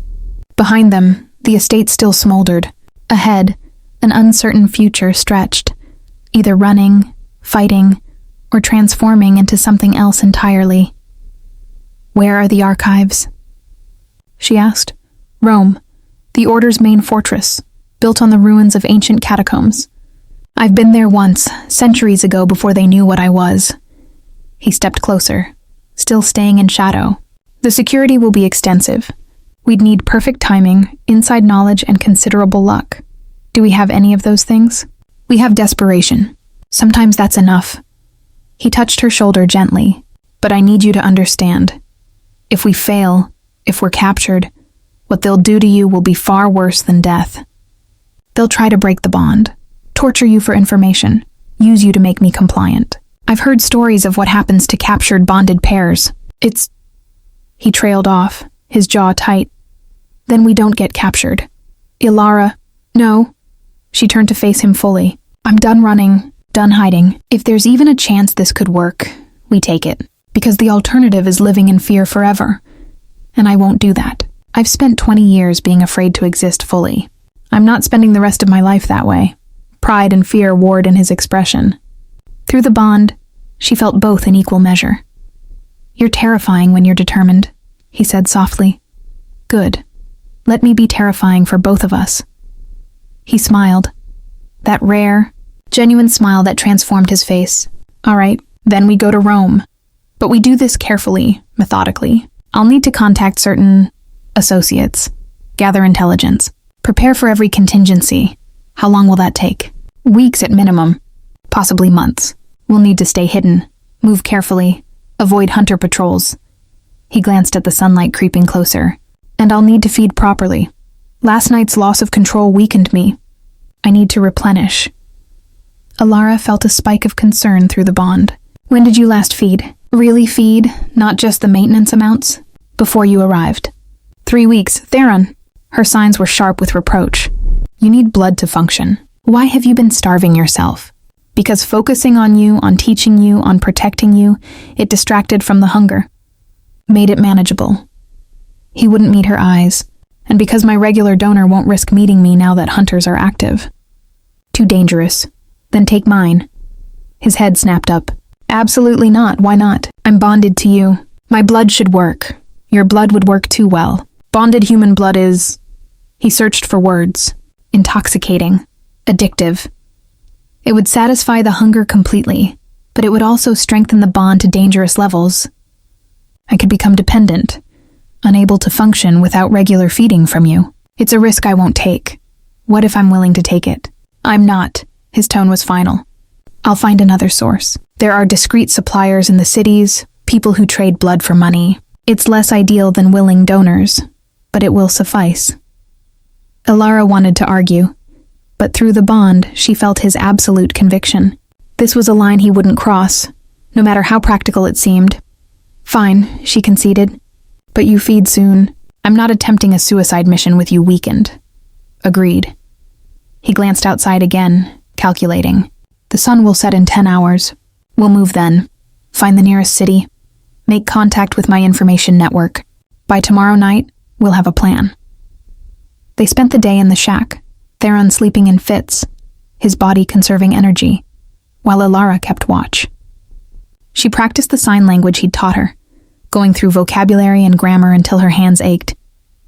It was meditative, grounding, a reminder of what they'd built together despite the chaos. Late afternoon, Theron woke and produced food from a hidden cache in the shack: dried meat, hard cheese, stale bread. "Not gourmet, but sustaining. You've used this place before," Alara observed, "several times over the decades. An emergency refuge when things above ground became complicated." He watched her eat. "Are you in pain?" "Your wrist, it's manageable. I'll survive. Let me see." She held out her arm, and he examined it with careful clinical precision. His touch was gentle, cold fingers probing swollen tissue. "Sprained, not broken. You should wrap it, keep it immobile for a few days." He found cloth in another cache, fashioned a makeshift brace with practiced efficiency. "Better?" "Yes. Thank you." They sat together as afternoon bled into evening, talking through the bond and in signs, planning their next moves. Theron outlined what he knew of the Order's fortress, the layout from his centuries-old visit, the likely security measures, the various routes in and out. The archives are in the sublevels, beneath the catacombs.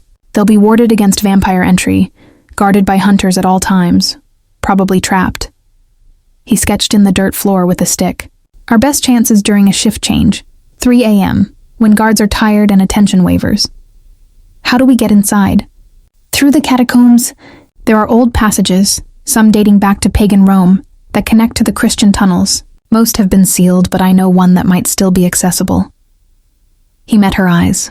"It will mean navigating miles of underground tunnels, in complete darkness, with no guarantee we'll find what we seek.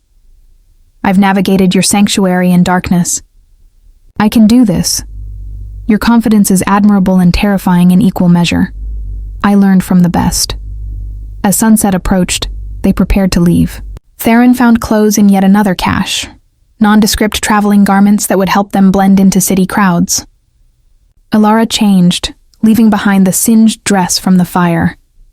When full dark fell, they emerged into the forest. The night was clear, stars brilliant overhead. Theron oriented himself, then started walking with purpose. The nearest city is Ravencross, about 15 miles south. We'll reach it by midnight if we maintain pace. They walked in comfortable silence, the bond humming softly between them. Alara marveled at how natural this felt. Fleeing through forests, planning impossible heists, her hand in a vampire's cold grip. 3 weeks ago, she'd been a mute servant expecting to die in a dungeon.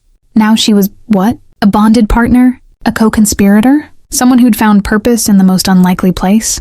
What are you thinking? Theron asked through their connection. That my life has gotten very strange.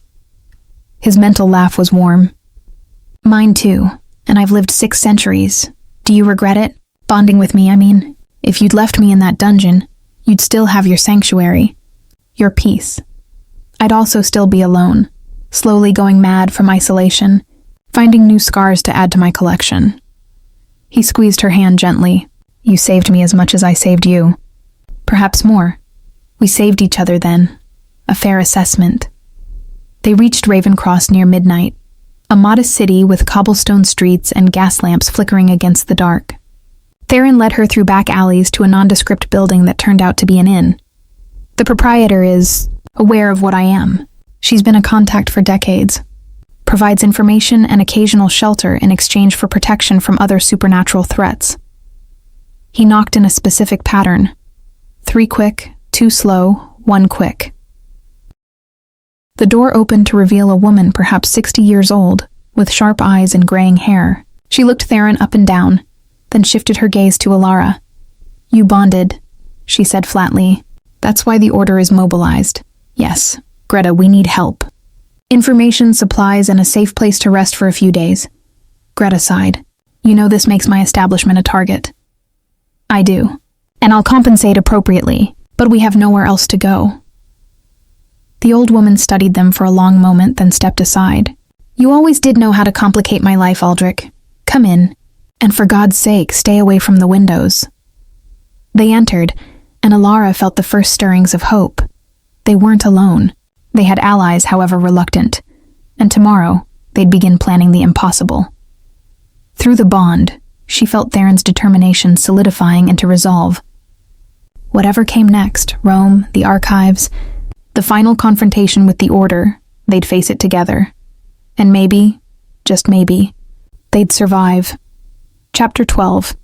The Eternal Choice Rome was ancient and eternal, built on bones and blood and secrets older than memory. They arrived after 3 weeks of careful travel, moving only at night, staying in safe houses maintained by Theron's network of contacts. Alara learned that the vampire world was larger and more complex than she'd imagined. Not just isolated immortals, but communities, alliances, blood banks operating in shadow, humans who knew the truth and chose to help rather than hunt. Greta had provided intelligence. The Order's fortress was in a restored basilica in the old city, its catacombs extending deep beneath Roman streets. Shift changes occurred at 3 a.m. like Theron predicted. The archives were indeed warded, but the wards were old, 3 centuries without renewal, and possibly weakened. Possibly isn't certainty, Theron had said darkly, but it's the best intelligence we have. Now they crouched in a maintenance tunnel beneath the city, listening to footsteps overhead. Theron had fed 2 nights ago, legitimate donor blood purchased through discreet channels, and his strength had returned fully. In the darkness, his eyes glowed silver, providing their only light. Are you ready? He asked through the bond. Alara checked her supplies. Rope, a silver dagger, matches, a canvas bag for the documents. Everything secure, she nodded. Then let's end this. They moved through tunnels that predated Christianity, pagan burial chambers, ancient Roman waterways, passages that had witnessed the rise and fall of empires. Theron navigated with confidence born from centuries of existence, his supernatural senses guiding them through the labyrinth. They reached the catacomb entrance precisely at 3 a.m. Above, Alara heard the shift change, voices exchanged, footsteps moving away. A brief window of opportunity. Theron examined the entrance. Warded. I can feel it. A barrier designed to repel vampires. He turned to her. You'll have to go first. Break the ward from the inside. How? There should be a stone near the entrance inscribed with holy symbols.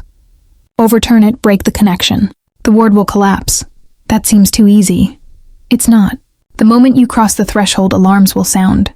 We'll have maybe 5 minutes before hunters arrive in force. His expression was grim. 5 minutes to find the archives, grab everything we can carry, and escape. No room for error.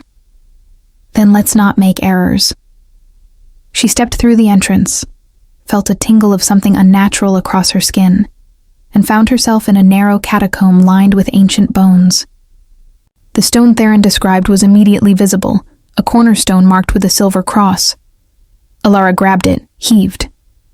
The stone was heavier than it looked, but adrenaline lent strength. It tilted, fell, shattered. The ward collapsed with an almost audible snap. Theron was through in an instant. Move. Archives should be 2 levels down. They ran. Alara's heartbeat thundering in her ears. Theron's footsteps silent beside her. Downstairs carved from living rock, through chambers filled with the bones of martyrs, past walls inscribed with prayers in dead languages. Then, a door.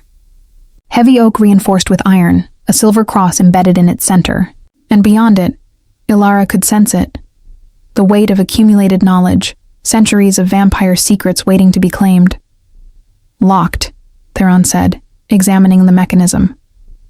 I'll need... The door exploded inward, not broken by them, from the inside. A figure emerged, tall, cloaked in shadows, eyes burning red rather than silver. Aldrich, the figure purred. I've been waiting for you. Theron froze, recognition flooding the bond. Valerius, surprised? You shouldn't be. The Order was never going to let you waltz in and steal their archives. They've had this place under surveillance for weeks, knowing you'd eventually attempt something desperate. The vampire, Valerius, smiled, revealing elongated fangs. And desperate you certainly are, bonding with a human, making yourself vulnerable. How the mighty have fallen, who is this? Alara demanded through the bond. Valerius. A vampire lord from the Roman court. We have history, Valerius laughed. Such a diplomatic word for what we had. You fled my court 300 years ago, Aldrich. Refused to join, refused to serve, refused your place in the hierarchy. And now you've bonded, broken the cardinal rule that keeps our kind strong. The court's rules, Theron corrected coldly. Not mine. I never swore to your authority. No, you just took our knowledge, our resources, our hospitality, and then vanished into your self-imposed isolation like a coward. Valerius stepped closer. But isolation ends tonight. The Order has made me an offer. Deliver you and you're bonded, and they'll cease hunting the Roman court for a decade, one troublesome hermit in exchange for peace. It's good business. Theron moved in front of Alara, protective instinct blazing through the bond. You'd betray your own kind to human hunters? You betrayed your own kind when you bonded. Humans are food, Aldrich, not family. You've perverted our nature. Valerius's red eyes fixed on Alara. Though I admit, I'm curious what makes this one special. Shall I taste her and find out? Touch her and I'll end you. The threat in Theron's voice was absolute. With what? You're outnumbered, outmaneuvered, and you've weakened yourself with emotional attachment. Valerius gestured, and 2 more vampires emerged from the archives behind him. Younger, but still dangerous. The Order is on their way. You have perhaps 3 minutes to decide. Surrender peacefully, and I'll ensure your deaths are quick. Or fight and watch your precious bond suffer before she dies.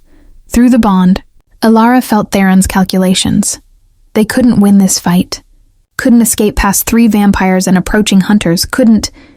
What if I turned? She interrupted his thoughts. What? Right now? If you turned me, I'd be vampire, stronger. We'd have better odds. The transformation takes 3 days. But if we started now, I'd at least know. His mental voice was absolute. I won't let you die in agony just to give us slightly better odds. How touching, Valerius observed, arguing in your bond. But your time is up. Choose, Aldrich. Theron's hand found Alara's, squeezed once. Through the bond, I love you. I'm sorry I failed to keep you safe. You didn't fail. We tried. That's what matters. She felt his decision crystallizing. He was going to fight, buy her time to run, sacrifice himself so she might escape. Noble, stupid, utterly Theron. Alara made her own decision. She pulled the silver dagger from her belt and pressed it to her own throat. "Stop!" Theron grabbed for her, but she stepped back. "If either of you move," she signed one-handed, the meaning clear even if they couldn't understand the specific words. "I'll cut my own throat. Silver blade, I'll bleed out before anyone can stop me." Valerius's eyes widened. The mute speaks through action. Clever. "Alara, what are you doing?" Theron's terror flooded the bond, giving us leverage. "If I die, the bond breaks, right? You'll feel it, be weakened, possibly incapacitated for days. That's not useful to anyone." "She's right," Valerius said thoughtfully. "A broken bond would make you useless to both the Order and myself. They want you functional for interrogation. I want you coherent for humiliation. A suicide ruins everything." Alara kept the blade steady, her eyes locked on Valerius. Through the bond, she showed Theron her plan. Negotiate. "Use my life as bargaining chip." "Get us out of here! I won't use you as hostage to yourself!" "Then we both die here. Choose." The anguish radiating from him nearly broke her resolve, but she held firm, kept the blade steady. Theron turned to Valerius. "A trade. You let us go. Truly go. No pursuit. No more deals with hunters. And I'll give you something worth more than one bonded pair." "I'm listening." The location of the archives of Turning. The original manuscripts describing how to transform humans into vampires, written by the first of our kind. They've been lost for 8 centuries. I know where they are. Even Alara felt the shift in the room, the sudden hunger from all 3 vampires. "Impossible," Valerius breathed. "Those archives are myth. They're real. And I've known their location for 200 years. Never revealed it, because I thought the knowledge too dangerous. But if it buys our freedom..." Theron spread his hands. "A fair trade. Information for lives," Valerius circled, considering. Footsteps echoed overhead. Hunters arriving. Time was running out.